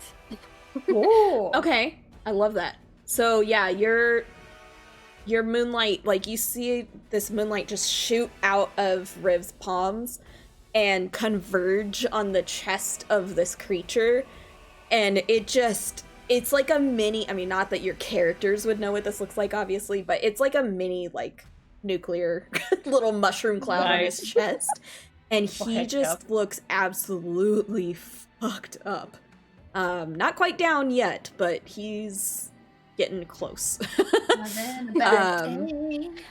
Did you, I know you can't break, like, you can't move a certain distance away from him, but did you want to move anywhere, or are you able to do a bonus action? It says the spell ends if you use your action to do anything else. But you can still use movement. I can still Yeah. use Yeah, movement. if you- I'll just yeah, stay yeah. where I am. Okay. I think I'm okay. Yeah, that was a really, really good hit. Yo. Beefy hit. And it is Sid's turn. Okay. So, Who needs I the noticed that favor this of the dude gods? is pretty fucked up. Yeah. So I look over to him and I just scoff in disgust before I pull out my wand and I point at the other dude, the one that just attacked Silvara. And I'm gonna use my wand of magic missile. Nice. Which is the uncommon item that I just added before this session. Like before The one that you got after last from session, because Madrick, technically. Yeah. Yep. Yeah. Yep. And I'm gonna use 4 charges. And that's on the far away marrow, right? Yes. 4 charges. Does that mean you're doing 4th level magic missile right now? I think so. It has 7 charges on it, so I'm gonna use 4. And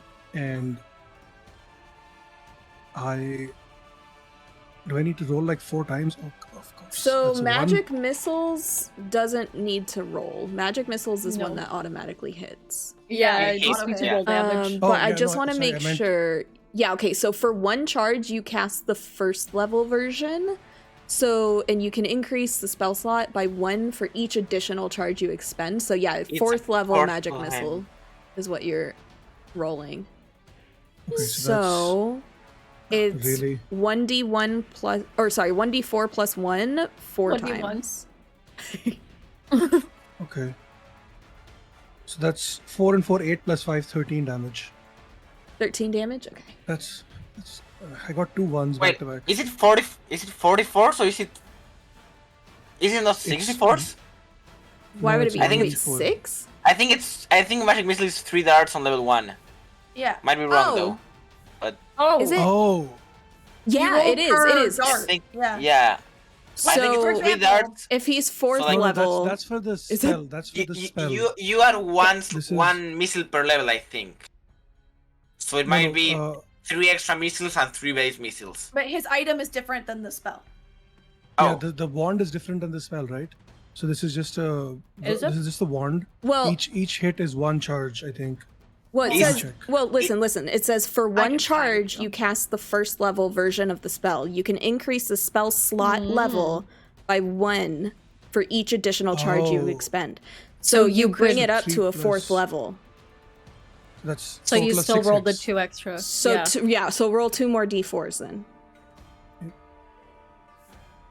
Oh, that's 4. Let's go. And that's another 4. Holy shit. So that took it to 23 then? Let's fucking go. 15, 19, 423, yes. Yeah, he's also extremely fucked up now. Let's go. They are both very fucked up. Which one of the like most like cruel things I learned recently, another D&D Discord we were talking in, someone's like, you realize if someone uses magic missile, if you have a very vindictive DM, if someone's like down and doing death saves, and since magic missile auto hits, you can cast 1 magic missile and instantly kill someone because all 3 death saves fail. Or like make them lose concentration more easily because it's 3 different dice. Even though it's a 10 check, like even though it's a check of 10, it's still 3 checks. Would it be? Yeah. I think it's just a check against the damage that you took, right? Not like But you take three instances of damage. Yeah, but 3 they're separate damage things, so you check 3 times. Yeah. Oh, interesting. Yeah, magic missile is great a for cheeky little spell. Interesting. Writes down. Yeah, it's for why later. I picked no, it. I'm kidding. Okay. Why is all of my characters' healths all over the place? Oh, because of the temporary HP. But Laura, you didn't. Yes, you did. Never mind. It's fine. I know how to keep track of things. Okay, so that was Sid. It's Lorian's turn. Okay. I was trying to look at this map to see if I could cast something. Where am I at? You are right next to Riv, I believe, on the shore. You were on top of the shell that I pushed to the shore, so now you can step out. You're the and one that's go to, blinking. Like, farmland, I think. Okay, then I need to take the shell out of the water and like drag it up on shore because that has to happen so we don't like leave it on accident. Yes, please. We do not do that. But yeah. And I'm gonna make sure that like it's not in any like danger of being damaged before I do this. Yeah. I think that since Riv is small, this should not affect Riv. Because I was trying to make sure that I didn't like hit anybody with this spell. Mm-hmm. Okay, so can we do Flaming Sphere? I think we can do that. How big is it? 5 foot diameter. Sphere of fire appears in unoccupied space of your choice within range and lasts for the duration. So, what size? See. 5 foot. Okay, sorry, I don't know why that just decided to add that huge circle. Get out of here. In an unoccupied space of your choice. Okay. So it actually probably have to be like over to the side. Like, does that make sense? Yeah, because it'd have to be unoccupied space anyways. So right beside it, and then let's see. Or I mean, he's more likely to move into the water if he's going to move out of this moonbeam. So would you want to put it in the water? Oh, let's do that. Side. Like put it on this side, and yes. Now either of them has a chance of walking into it. Well, and then it says, it just says that any creature that ends its turn within the 5 foot sphere must make a dexterity saving throw. The creature takes 2d6 fire damage on a failed save. So they only take that if they step into it. Mr. Necromantic Damage Marrow, close to Wah. He is either going to take moonbeam damage or he's going to take fire damage, basically. Yeah. And if it wants to go the other way, opportunity attack from Turtle. Yep, yeah. As my bonus action, I can move the sphere up to 30 feet. And then it says, if you ram the sphere into the creature must make the saving throws against the sphere's damage. If you want to ram it into one of them, go for it. Well, yes. Why wouldn't I? That wouldn't be any fun. I assume you have to make an attack roll for that, or how does that work? Or does it just happen? No. It's just it like happens. Boom. Yeah, that's what I would figure, right? Is it a save? Is it a what? He has to make a dex save. Yeah, and it says when you move the sphere, you can direct it over barriers up to 5 feet tall and jump it across pits up to 10 feet tall. The sphere ignites flammable objects not being worn or carried. It sheds bright light in a 20-foot radius. Yeah. And what does he have to beat? He rolled a 13. Okay, dexterity.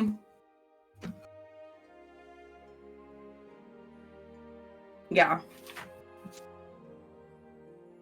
Did he make it? Yep.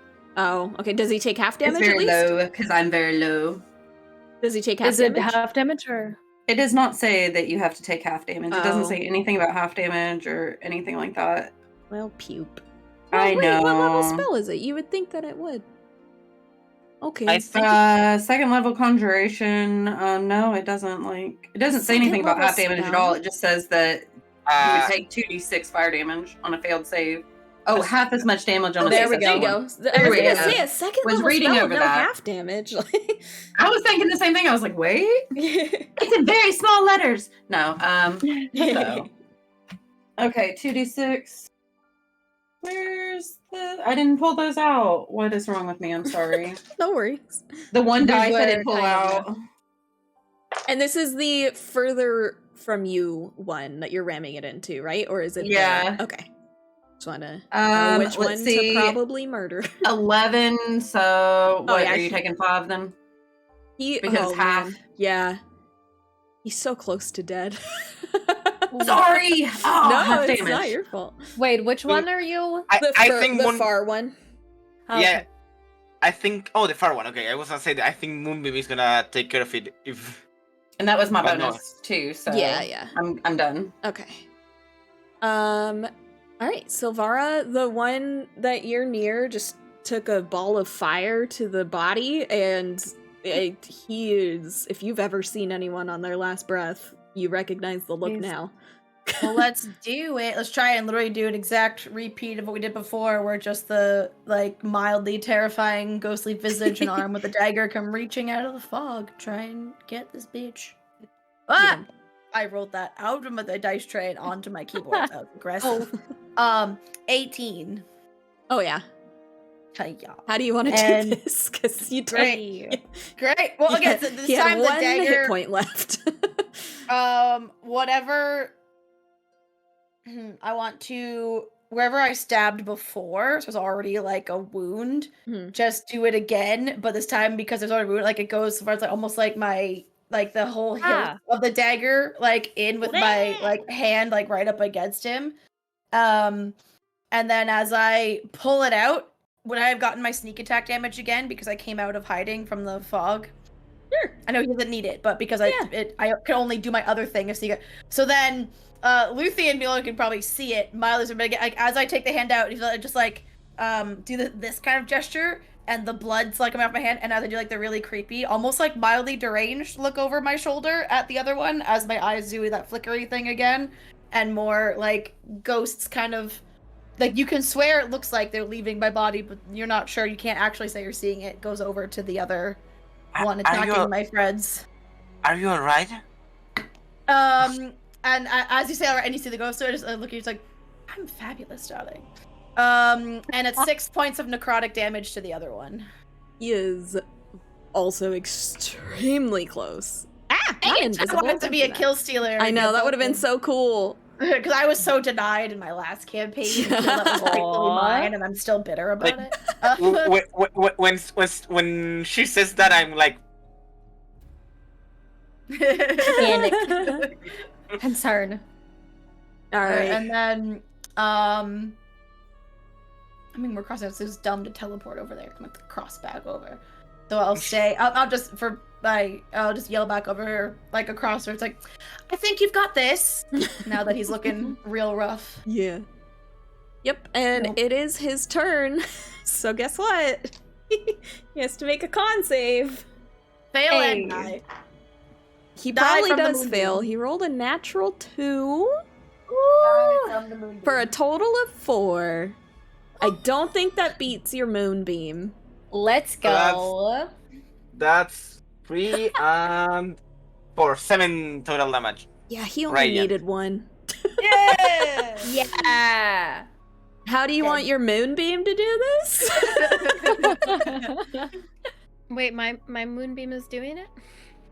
I thought it was Luthien's moonbeam. Oh, is there multiple moonbeams? There. No, it was wasn't a witch bolt. Yours was witch bolt. Oh, I see. Mine. Yeah. Okay, I see. Mine is a witch bolt that I flavored it. Okay. So, yeah. The moonbeam description is pretty painful to the creature, I'm gonna say. What does it say? It is engulfed in ghostly flames that cause searing pain. Oh yeah, he dies screaming and gurgling. Yeah, I like to think that the ghosts that Laura sent over, or Silvara sent over, like mingle with the flames. Yeah, mingle with it, and it just kind of like up. that description is already pretty. Wow. Yep. And as he is screaming and dying, you hear like all of these bullywugs. There's like 4 from each side, and they're all running, and they have like pitchforks in their hands, like ready, and they're like, ah! And they see them both like fall in that instance, and they're like, I guess you got the okay, and they just go. Next time, try being a little faster. The body. Do we have to do something with bodies? Do we just throw the river, or do we? I'm letting them just sink down into the. I'm grabbing one. There's like a handful of them that stay to Yeah, watch what you're yeah. doing, and they're just like, oh, look at what they're doing there. Oh, very interesting. What? Oh. I tried to signal one of the bullywugs that was with the train, like, so do you usually leave the bodies in the water? Do we take them out? Do we? Let me see if they actually like have anything that they say about Just, I think a body might not be good for the water, you know. Well, think how many creatures live in. I was like, think how many creatures live in bodies of water, and do you think anyone's job is to pull them out when they die? Yeah, no, Probably there's not. a lot of natural things that live here. I think the animals will take care we don't know of it. about. I'm pretty sure. Yeah, they don't really. I mean, there's always a bigger fish, right?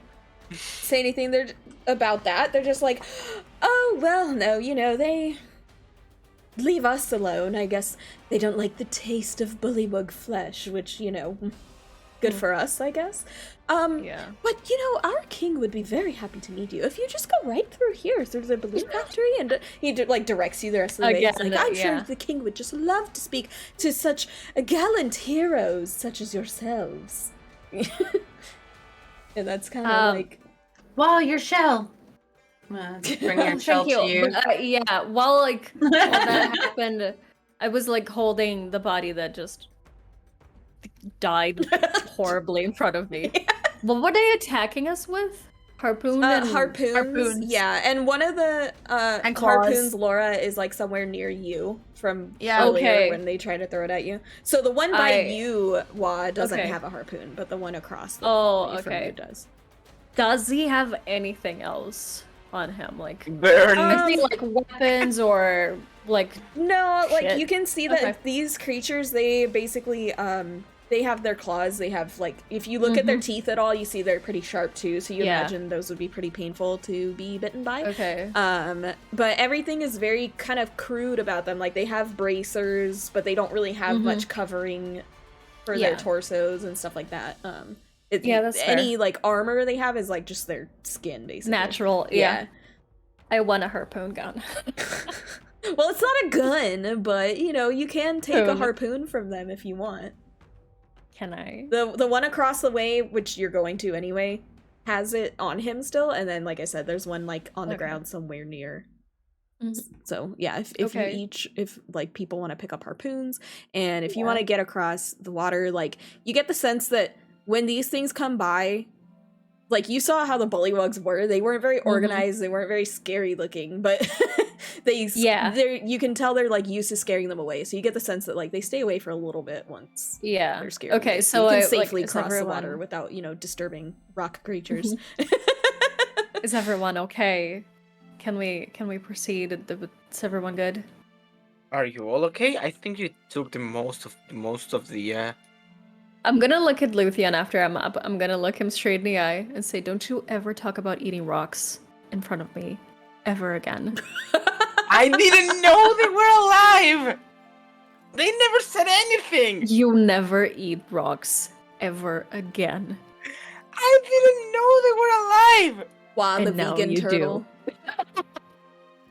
No more eating rocks. Did we want to take... Excuse me, did you know they were alive? I've never eaten rocks in my life. I've never eaten pig, but I know they're alive! And now you do! Good. Did we want to go ahead and take a break here? Or works for me. I figure we'll probably be only coming back for about like an hour-ish, maybe. How is everyone feeling? I'm good. Unless you guys want to play through a last hour. Whichever way works for y'all. I do need to pee. So maybe we take like a quick break? Yeah. Okay. So we'll take like a So, five or so. If like anybody needs help out of the water because they didn't use the rocks, I'm gonna try to help them out. Yeah, and like I said, it is only 4 feet deep. It's just, you know, a little uncomfy. It's very dark. You can't see the bottom even though it's only 4 feet deep. So but yeah. Alrighty, so we'll take a quick break and be back soon. Probably about 5-10 minutes or so.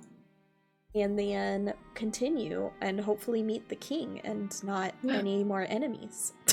Oh. Or unless you want to meet more enemies.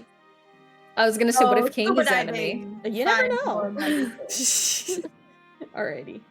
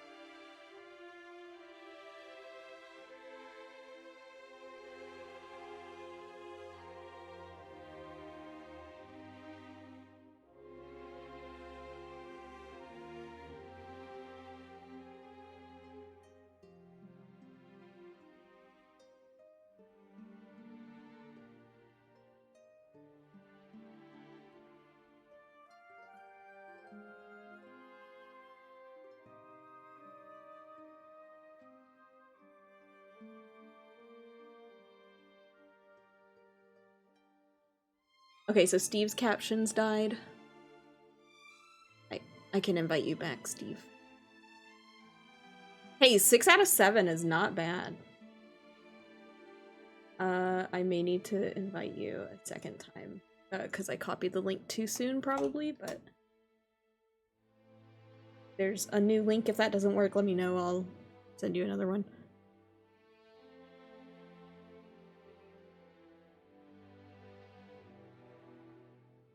Nice. The other day... the other day, when Amber sent me the link for their stuff, it actually, like, showed up. Or, it didn't show up, but, like, she sent it to me super early, and then I opened it just to see, and shockingly, it was not expired. I don't know if it, like, maybe takes longer to expire with smaller amounts of links being sent out, or who knows. Alrighty. So, we have just absolutely murdered some marrow. Excellent. You guys are really good at murdering people. I'm gonna go ahead and just, like, scoot. I don't think we really need tokens, but, you know, since we all made it across the river, this is not actual marching order necessarily, but I don't think marching order is gonna matter for the rest of this, hopefully. Oh, taking care of it.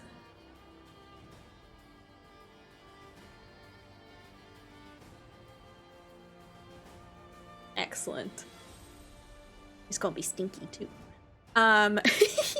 So, I assume you all are proceeding to the balloon factory. So, and P.S., it's entitled the Burned Out Balloon Factory, so... this wooden structure stands on stilts above the lake. It is topped by a steep conical roof made of thatch. Smoke curls up from a hole at its apex. Its windows are blacked out, and the air carries the smell of burned wood. A clothesline attached to the corner of the building's exterior is hung with a variety of frayed patchwork garments. That is what you...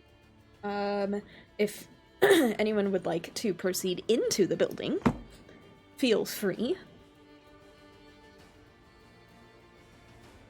I mean... yeah, I would say that sounds pretty freshly burned. I wouldn't say that, like, it's still hot necessarily when you approach it, but this is probably... this could be the kind of thing where, like, maybe this fire happened last night, possibly.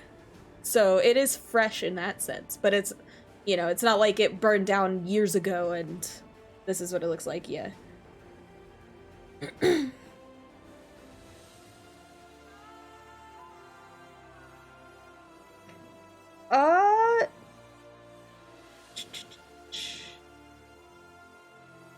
Let me... oh, the pilot's name of the crashed one that died was Wigglewog. Just, yeah.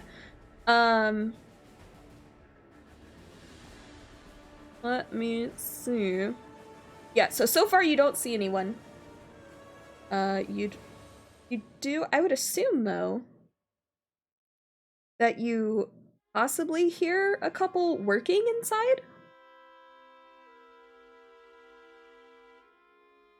But I don't...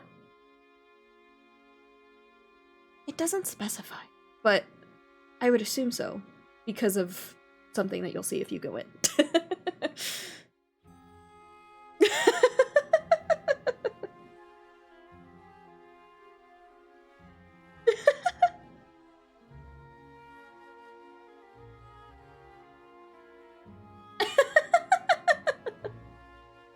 Well, so you see that, like, to stay on land, or, like, anything that's not wading through water, you would have to go through this building, basically.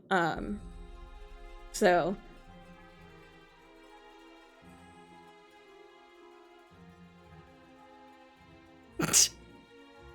I'm sure now D&D will be sued by Disney. Thank you,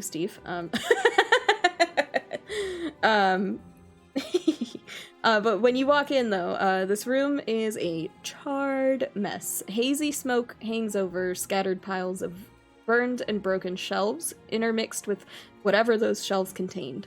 Wisps of smoke snake into the air from several spots where smoldering wreckage threatens to ignite. A distressed bullywug, so just one, in a leather smock, scurries around the room with a bucket of water whose contents spill out over the sides in his haste. And when he sees you, he yells out in Sylvan, so only people— I think everyone here understands Sylvan, right? Yeah. So you know it's Sylvan. I think you all understand it. He yells out, "Get a bucket! We have to make sure the fires are out!" So, and he just continues rushing from, like, smoldering spot to smoldering spot with his bucket of water. I don't think that there's one inside. So I think, yeah, he's got to be running in and out and out. And you see there's, like, you can see, you know, that staircase and stuff, and you can see the little, like, arch— I'm assuming it's, like, an archway of some kind that goes out to that ramp. So he's probably, like, either going in the way that you guys came in and just going down to that shore real quick. That's probably the fastest way that he's able to get water in his bucket. Oh, let me just double check that you do not, in fact, have to get buckets. You do see— yeah, you do see 3 wooden buckets by a workbench, which is, like, the only piece of undamaged furniture in the whole room. And 2 of them are already filled with water.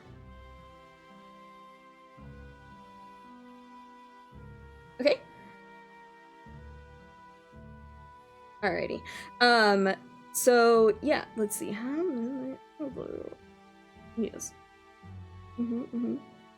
Okay, so you see there are, like, 6 different spots that are kind of threatening to reignite.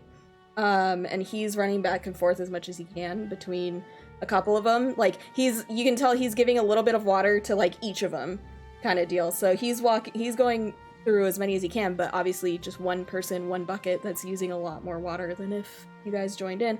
Who is gonna join in? So Wa and Laurie, okay. And Steve, okay. Alright, so you each take one.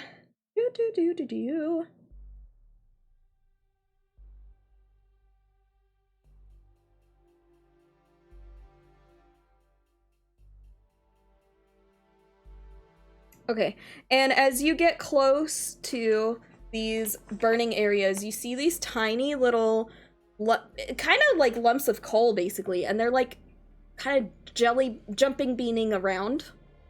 And so you kind of get the sense that, like, that's probably what you should try to douse with the water. So yeah, go ahead and let's see, what should you use for your attack rolls? I'm assuming just Dex, because you're not proficient with water from a bucket, right? So probably just Dex. That's true, and yeah. So yeah. They're certainly animated.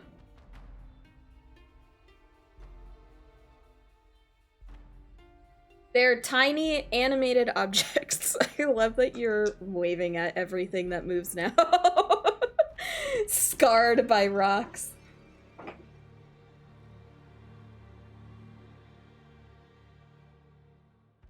They're not creatures, no.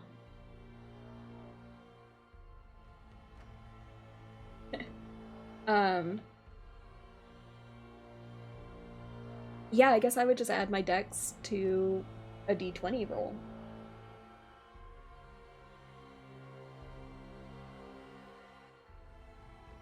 Oh, no. Oh, okay. And what about for you, Miri?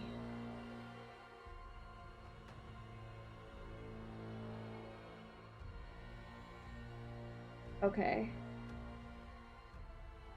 Okay, hold on.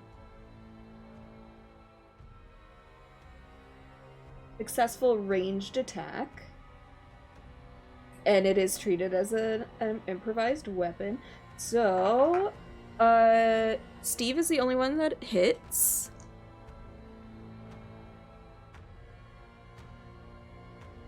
Yes, yeah.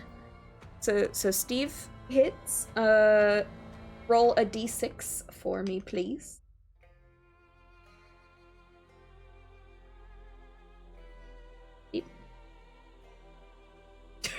I was like, oh no, did we lose him? Yes.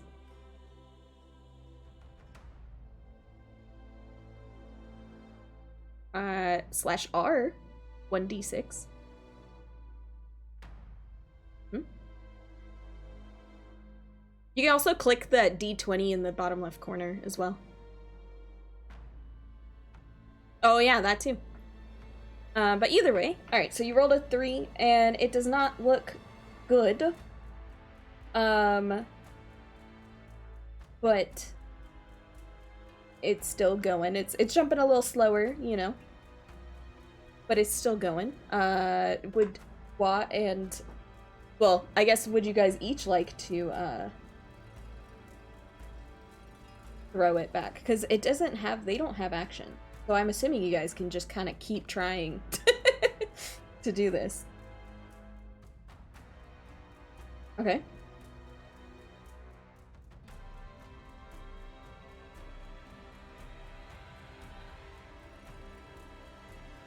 You're gonna try to step on it? Mm-hmm. Okay.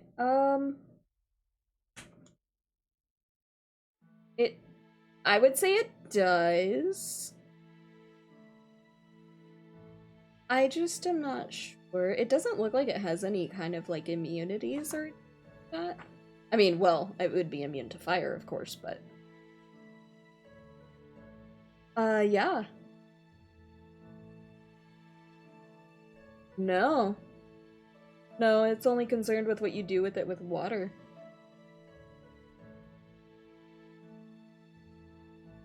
I mean, if you crush it and you crush it, then you crush it. You know what I mean? Like, I don't... Is this tiny? How is it gonna... Yeah.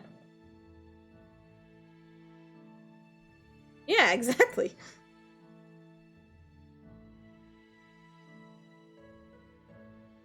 Right, yeah, because you're trying to smoosh.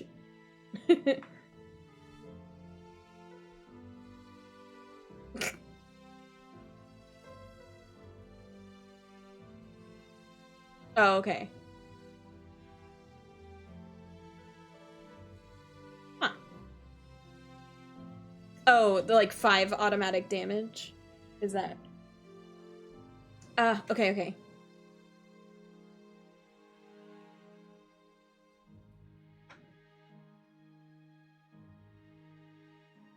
I don't know. What is it? Strength, Laura, for unarmed strikes? For attack rolls, I mean. Yeah. Perk.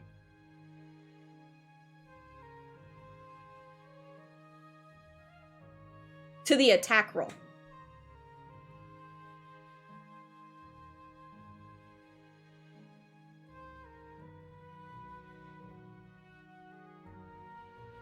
Okay, yeah, that sounds right. Yeah. Because monks have the options to use dex, right? Yeah. Something like that, yeah. Okay. So it's just d20 and then straight strength modifier. And then your damage will be 5, I guess. Okay.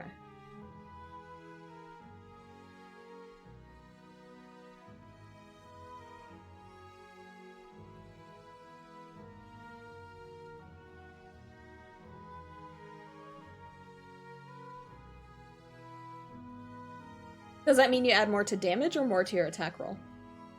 Okay.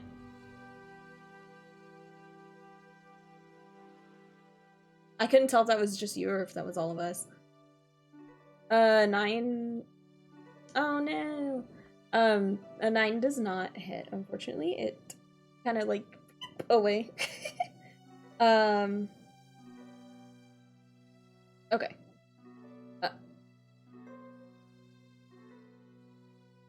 Okay. That hits. Do your roll a d6, please. Okay. That one is definitely slowed down as well.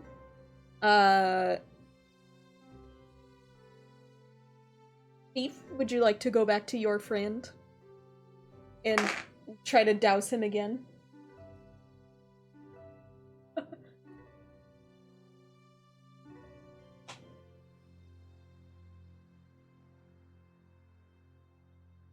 I mean, they're working. They're just not dead. But you can see that you've slowed it down, so they're working.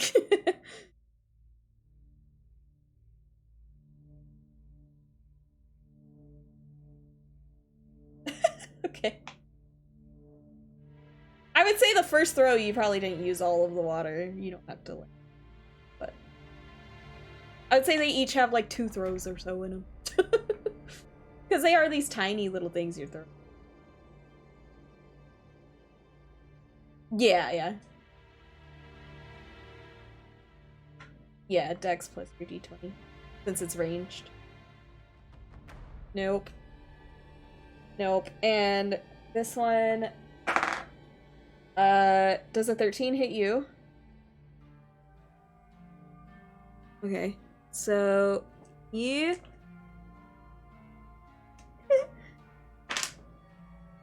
gives you 3 little fire damage.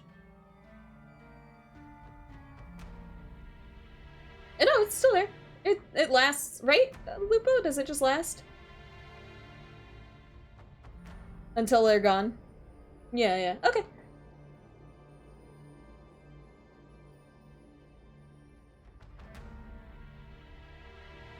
Yeah, it'll reset after a long rest, yeah. But yeah, you still have that. So it's just like a little, like, have you ever gotten an ember on your skin, you know? Yeah, not pleasant, but not gonna kill you.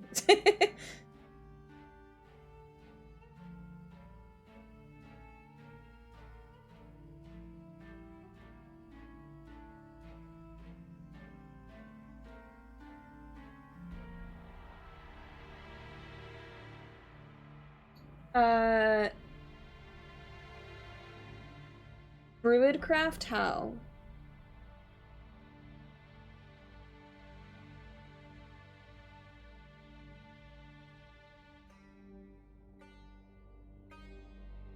Yeah, so these things are just like they're not on fire.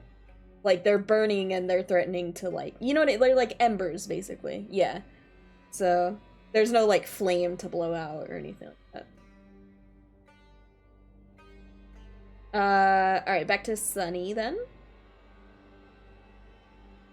Oh my god, throw that die away! You did. You dropped it. It's now empty. So probably have to go.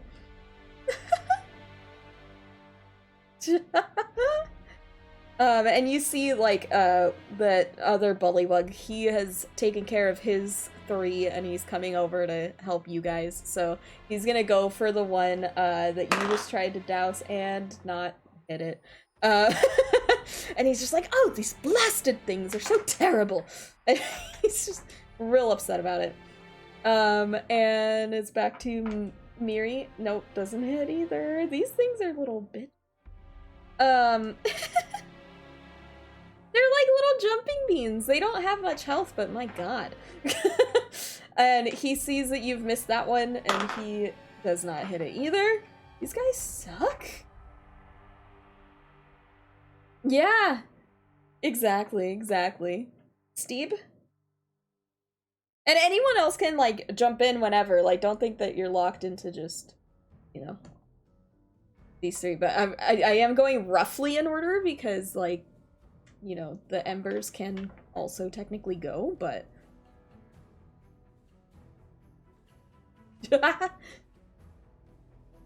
Go for it.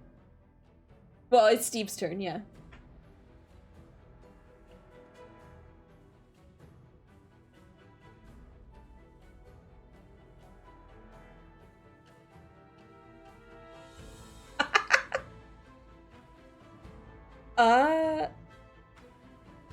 give me a dexterity check, I guess?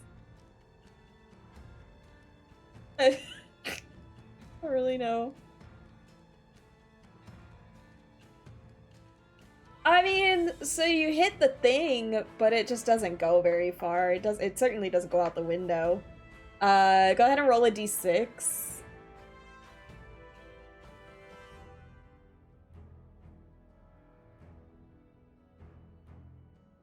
Okay, so you damage it enough to take it out, but but you did not have quite the desired effect. You just kind of whacked it with the back of your wand, and it just kind of like sputtered out of life, if you could call it that. All right. Wah, you said you wanted to step on it. Yes. That was you. Okay, yeah, that one's snuffed out as well. You see just a little plume of smoke. And Miri, your last one, it's got 4 people surrounding it. Ah! No. I know. These things are hard. The guy didn't hit it either.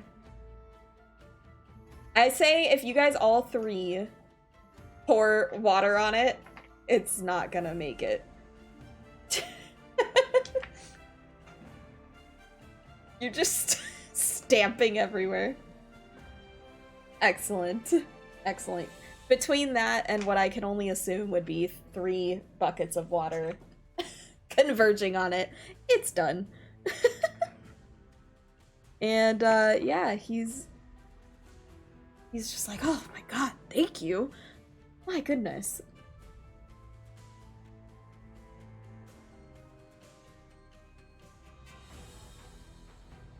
He's like, yes, thanks, I guess. Who are you all?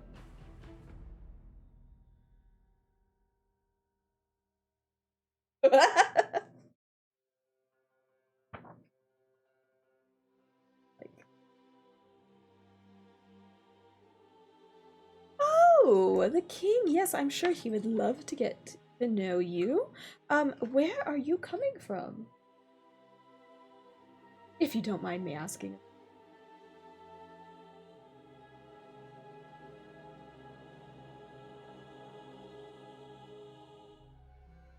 Uh-huh. Well, yes, I'm sure the king would be very interested in meeting you all. I, of course, am Duke Ikrind. And you see, I'm trying to get this place back in order, but we keep having fires. We keep having fires pop up because of these pesky little buggers. Would you mind? Could you help me collect them into this kettle, please?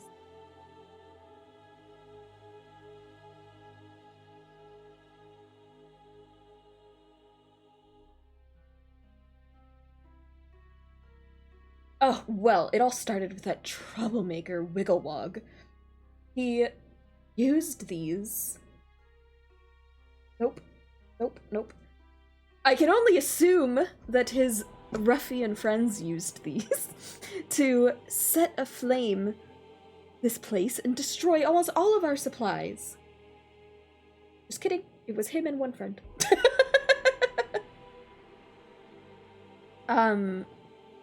Yes, so one person got captured. The other, Wigglewug, who knows what happened to him. We know he stole a balloon, and, you know, it's... But the other person, they were rightfully captured, thank goodness. And they're currently being held in preparation for their trial.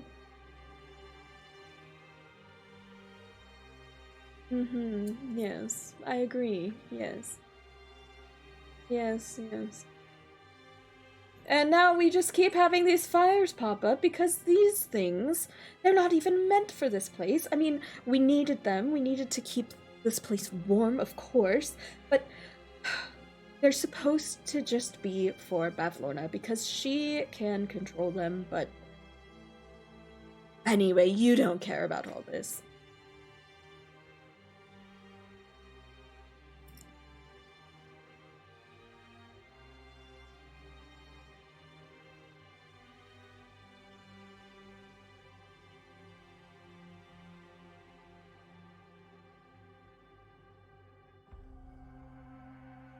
Well, 2 people tried to steal a balloon, but they did take a prisoner of Bavlorna's with them. So yes, I suppose you could call it escaping.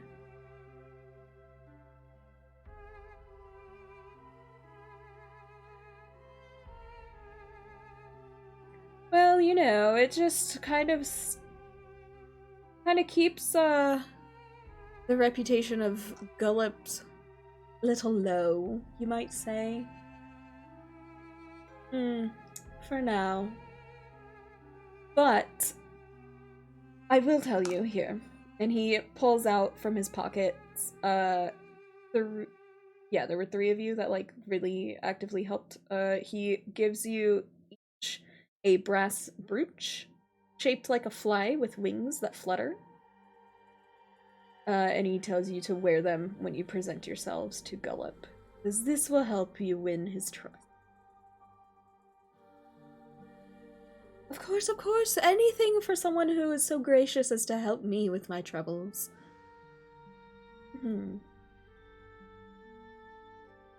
run along now. You know, he's just, like, ready to get back to repairing his little place here.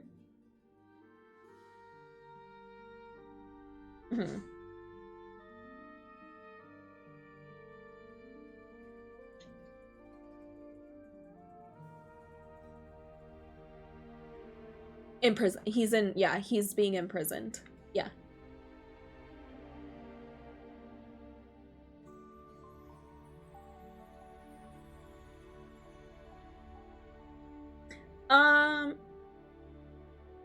No, I think, no, because you get from what he said / like how he said it, like that it was one of the bullywugs that got captured.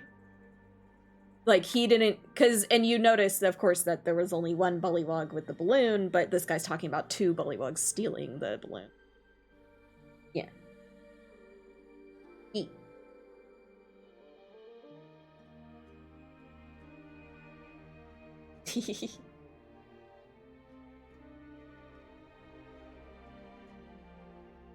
The kettle that they're in, like, if you were to touch it, which I don't know, he kind of, like, took it, but you would assume so. Because, I mean, even if they were not weird animated little things, like, they were just put out, so it's still gonna be hot.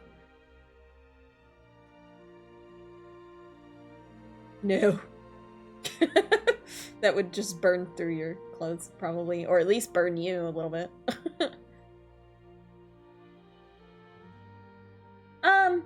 I mean, it hurt. It hurt. I won't say it gave you damage necessarily. Like, you've been in moisture all day. Your turtle, like, probably just evaporated some of your moisture on your turtle skin. Apology, sir. He won't just come here and sit with you. But yeah, so you helped that guy.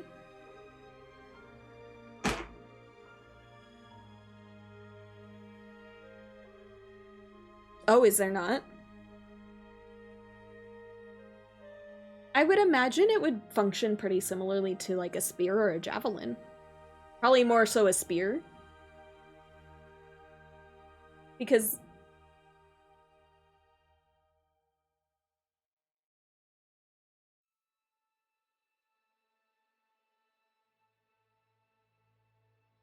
True. Capaldi, please.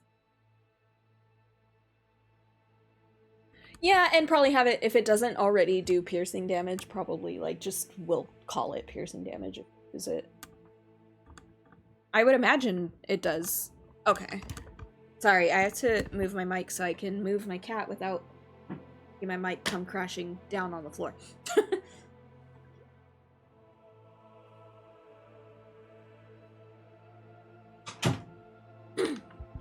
I swear he cries at the door so that I'll put him in the closet.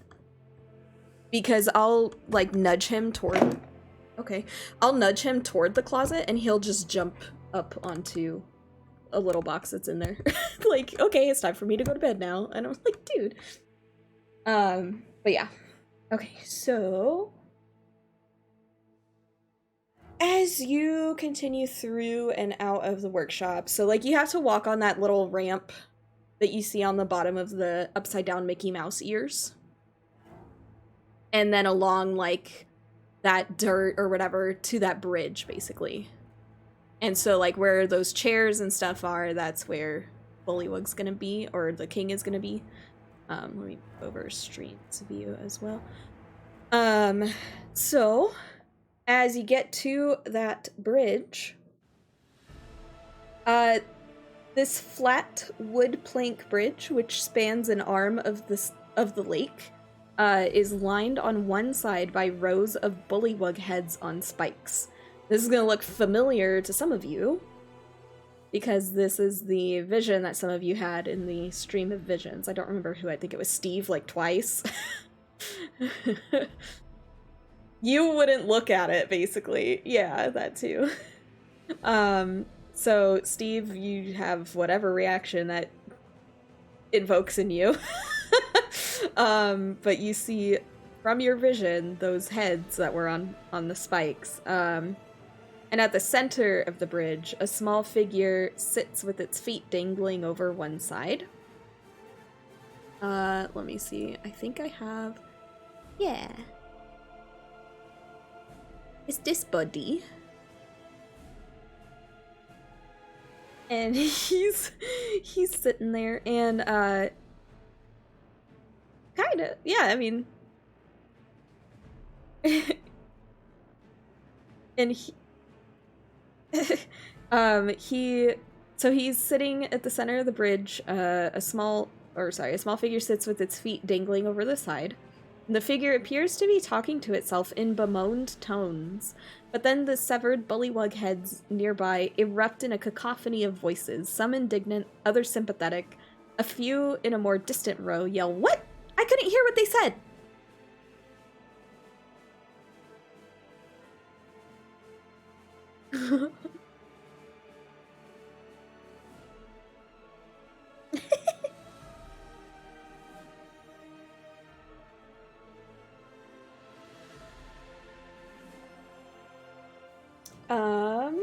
Let me double check. Yeah, everywhere it's constant fog and high water in this place.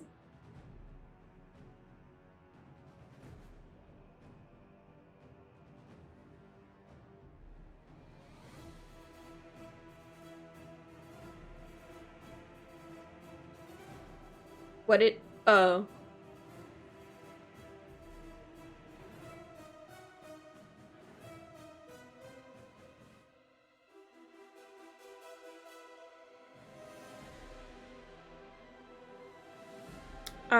Yeah, you hear all of them, they're like, what is this thing? What the heck? And you hear a few of them like, hey, what are you going to talk to the king for? What do you want with that guy? He doesn't know what he's doing. Heck him. Like, just general displeasure and everything. He's like, when I was king, I blah, blah, blah, like, all kinds of stuff. And they're like, oh no, I was a better king. Like, just constant bickering, just going back and forth. And one of them's like, oh, you don't get to talk. You stabbed your knife into my back as soon as you could. And just like all this stuff. And they're like, well, like you were any better, you know, just all kinds of just the tea. You know? And they're like, well, at least you were better than King Gullop. I'll give you that much. And they're like, yeah, but who isn't better than that guy?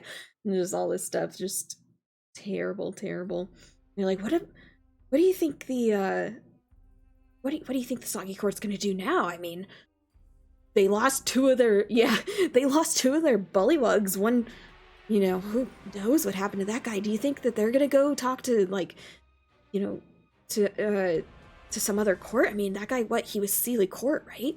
And just all kinds of rumor mill you know, and you're like, how do these guys even get this information? They're like, their head's on a spike, they can't move, like, what?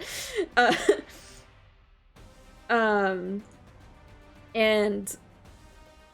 the guy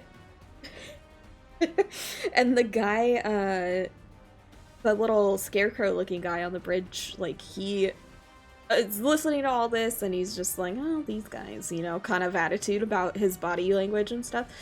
And he looks up and he sees you all. He's 3 feet tall. And he was like, you could tell, like, he talks over his shoulder at them and stuff, like, oh, you don't know what you're talking about, or like, you know, just and he's just like, you know, it's just general banter with them. Like, it's like he's trying to appease them, but also like he wants to be friends with them, kind of deal. And they're all like, they treat him like they treat basically anyone else. Like, none of them are particularly like close with him.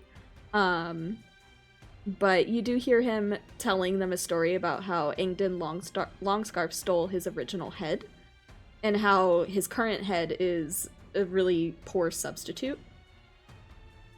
Yeah.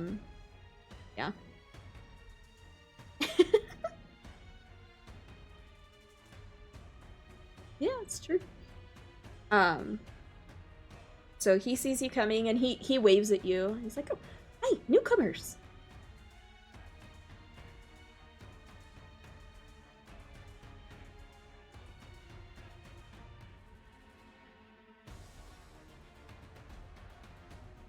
But his scarf is so long.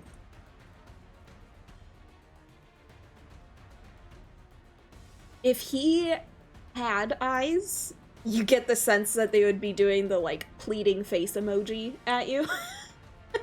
Like, you did what?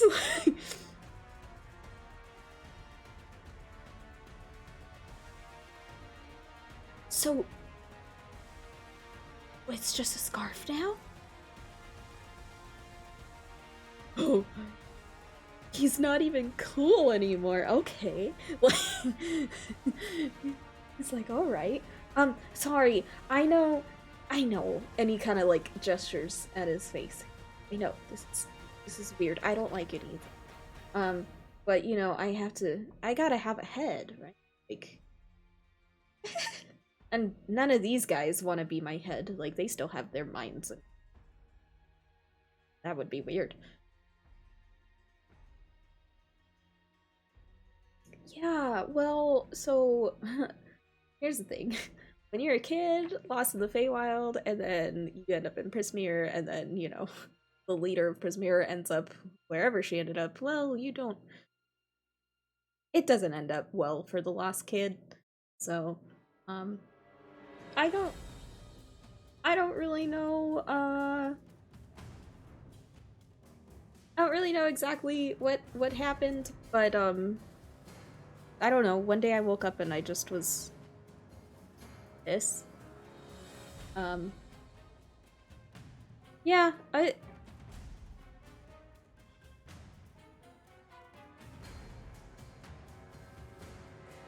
Yeah, that was after I was this. Yeah, no, yeah, it's fine, you know.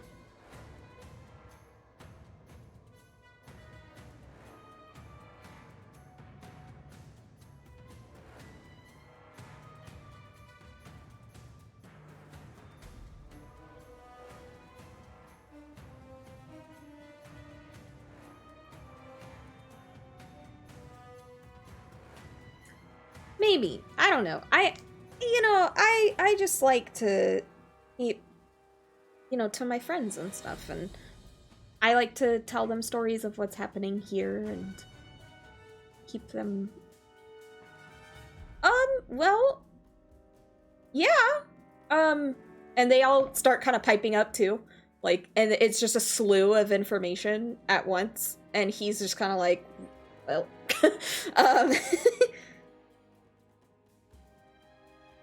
yeah, so you hear here again, like, you can plainly tell these guys used to be kings and stuff, and some of them, that's all they want to talk about is how they were usurped and betrayed, and for them.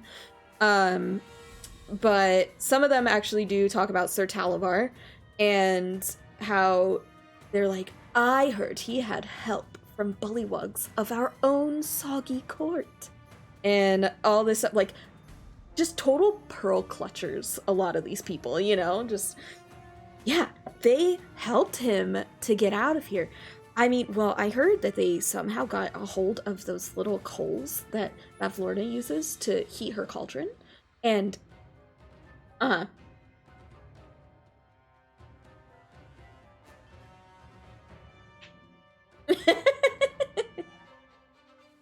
Excellent. And he's like, yeah, they took these little animated coals from Bavlorna's and set fire to the balloon factory to create a distraction so that they could steal the balloon for themselves and get out of here with Sir Talavar. They couldn't quite get the key to the cage, though, so I don't know what they're gonna do with him. Oh, she knows, and she's angry. Oh yeah, of course she knows. And she has actually, well, I don't know exactly what she's gonna do, but they do have him in a holding cell, and he's awaiting trial. And one of them's like, yeah, well, they shouldn't have too much of a problem winning that one if they go up against Gullop.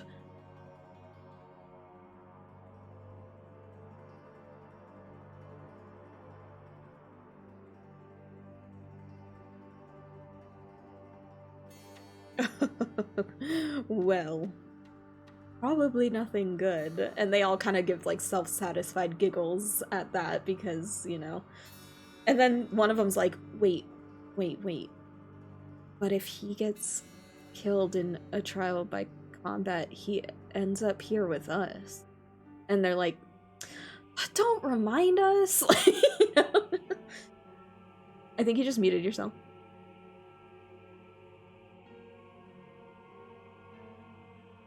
Oh, no worries, no worries.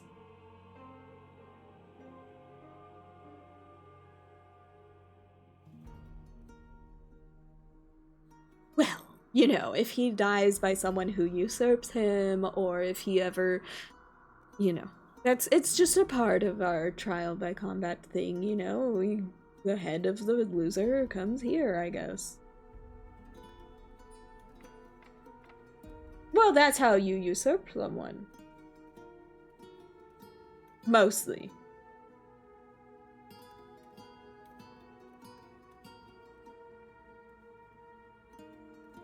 Well, yes, that's the whole point of usurping, isn't it? Oh, no worries, no worries. Yeah. Probably also why, I would assume.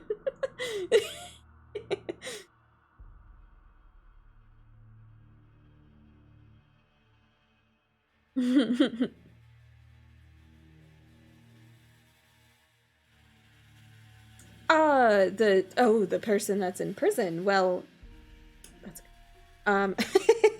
all I know is he has like a trial by combat, but I don't know if it's against a specific person.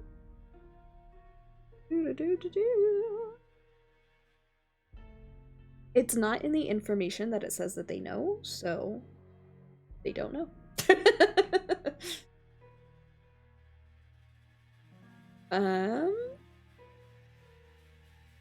doesn't say.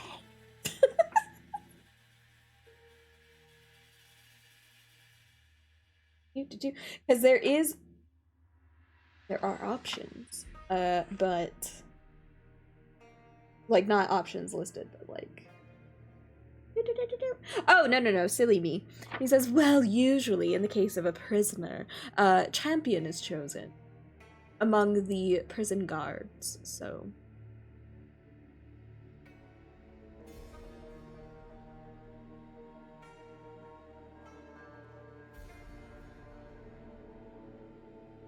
Oh, well, I mean, nobody tends to want to muddle in each court's business for anything other than, you know, territory things. I mean, this is the soggy court. Where do you think you are?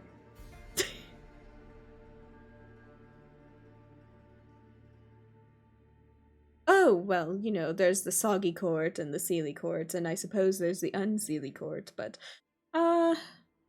those are the only ones that really matter to us.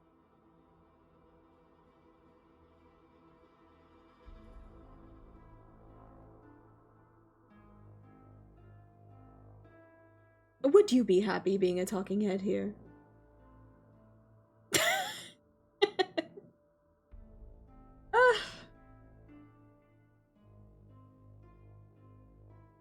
Frankly, the best afterlife is watching the next king fail.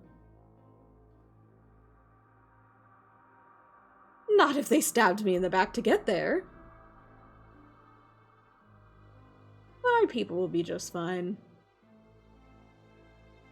Sure, who needs to stick around for a failure of a king? They can go where they please.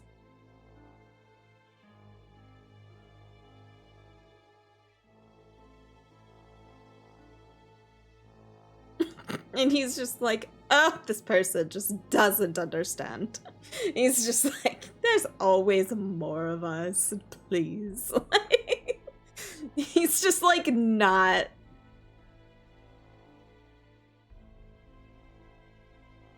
They shouldn't have killed me then.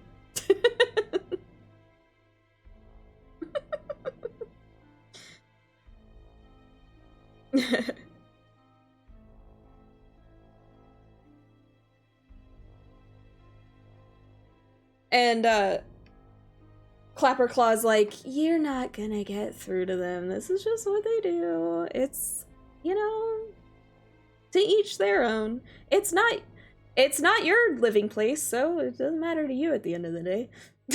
And he's like, so yeah. And Clapperclaw, he's like, yeah, you know, I heard you mention Bavlorna. Are you trying to? Yeah. Oh, sorry. I thought he introduced himself. I thought so. Oh. Well, oops. Yeah, Clapperclaw. Oh yeah. Yeah, definitely. Yeah, if you want to see Bavlorna, I mean, I'm not gonna go see her because she scares the crap out of me, but if you're dealing with like those kinds of like big things, I mean, I assume you're not just trying to stick around with her, right?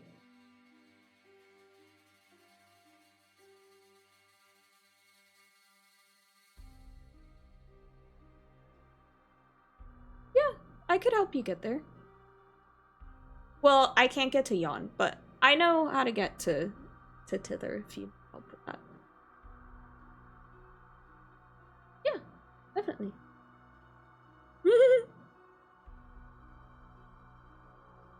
About as long as I can remember, really.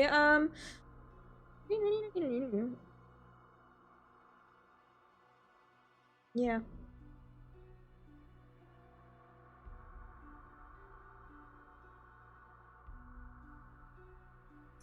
Well, it's not so much that, it's more Granny Nightshade, which was that Bavlorna's nickname, or was that one of the other one's nicknames? I don't remember. It was one of the three's nicknames. It could either be Bavlorna or it could be the one that rules Tither. I think you're right.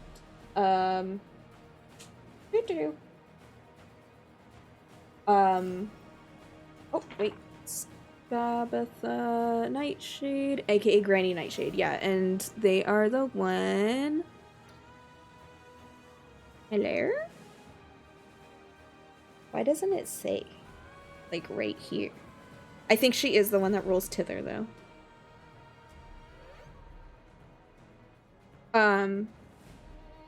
But yeah, so... Yeah. He was like, it's not so much about Bavlorna taking over so much as it is just, you know, Granny Nightshade. She found me. And I wouldn't, do her bidding. Yeah, Tither. I wouldn't do her bidding, so I came here, and, I've just kind of been hiding here. And Agden found me and took my original head, which was such a good head. It was this glorious stag skull, and now I'm just this. Yeah. Yeah. Like, right? I thought so. Yeah. Granny Nightshade, you know, she's... Yeah, she did. Not that I was in a great place before her, but, you know.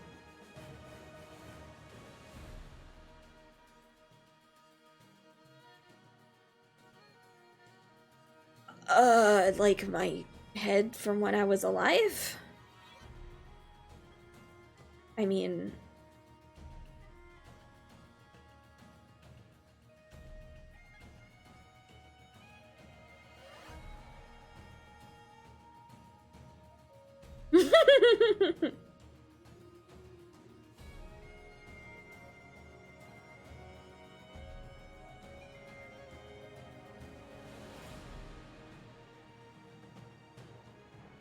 That's okay. Yeah, no, I mean...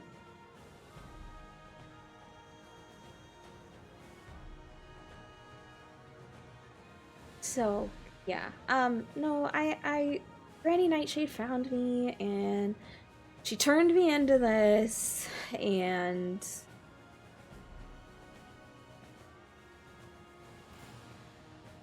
Yeah.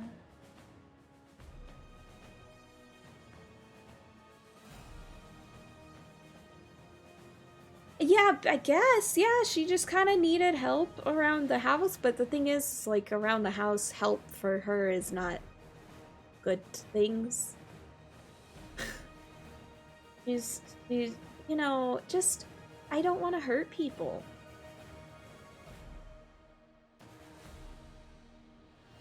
Well, anyway, if you guys need to, like, talk to the king and stuff, I see your very important brooches and all that, so if you gotta talk to the king, like, that's fine. I'll just wait here for you guys. If you guys want to go talk to Bavlorna too, like, she's over there usually, but she doesn't really come out. And he points at this, like, huge, it's got, like, ramps leading up to it, and it's this giant cottage just smack in the middle of the lake. I mean, yeah, she lives here. Yeah, that's why you guys were coming here. Oh, no. She doesn't leave her house unless she has to. Like, she didn't even come out when the balloon factory burned down. Yeah. Like, she kind of just leaves. As long as she gets something out of it, she kind of just leaves the soggy court alone, you know? Yeah. Yeah, have fun with the king.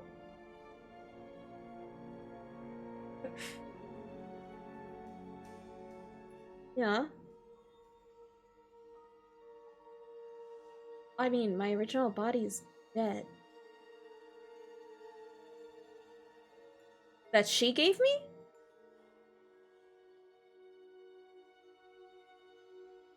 Oh, I didn't really have a form before she did this.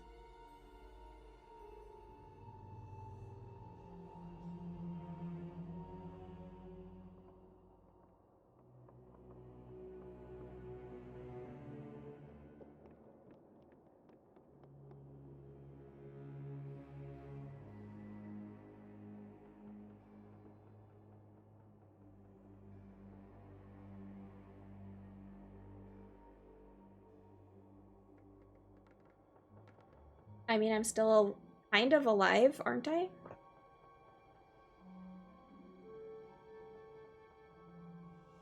I mean, I just would like my original stag skull back, but I don't know, that bunny.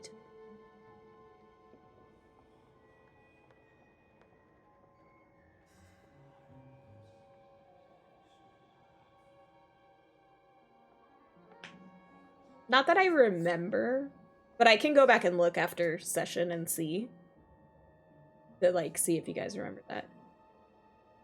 Yeah. Because that would have been huge too, probably, to carry and stuff, so.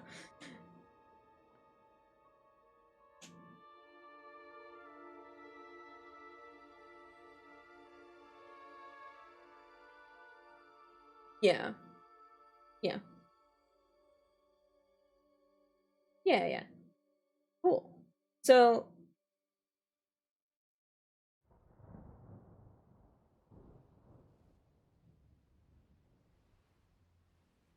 he's more what right now? Oh.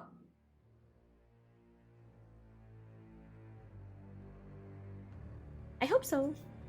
I'm not gonna ever go out by myself. So you know. I'm safe here, so. But yeah, so he sits back down and continues his chats with the heads, and you guys get ready to go see the king, and we will call it there. And we'll finally meet the king and hopefully also Bavlorna next time. Whoa! Yeah, so if we get to Bavlorna, whatever the outcome of that is, after Bavlorna is the next level up, I believe. Yeah. So I wasn't sure how fast you guys were gonna get through everything here, because it is like a whole place, but yeah. So who can we raid? That's what I wanna know. Can I type? Do we have any side questies? Doing things. We have Zenny and Ryan. I don't think I've raided Ryan in a really long time, so we can head over there.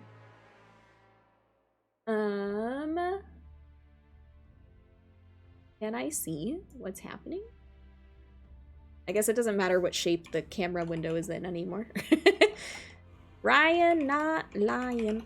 And I will be on probably Friday with my first day of UNICEF fundraising.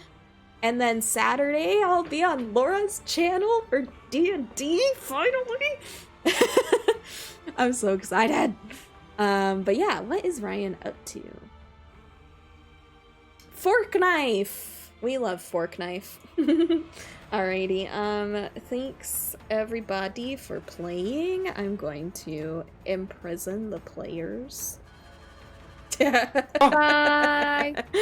And I will see you all soon. Oh, I have a raid message. We got this one. Ooh. And we got this one if you're not subbed. Oh, I just moved this. Oh. Whoop. Oh, it's fine. Whoop. Anyway, have a good one. Bye! Bye! Oh, I didn't copy my own raid message. I did. I'm good at this. I'm good at this, you guys. Ryan! Oh, I see the notification. Oh, everyone did it. I like that you have your emote at the end there, snuck in. Well, because you have to make it separate from the first time you sent the message, or I won't send it. So to send it again, I just added my emote at the end. I love it. I love it. Thanks, guys, for hanging out and playing and everything.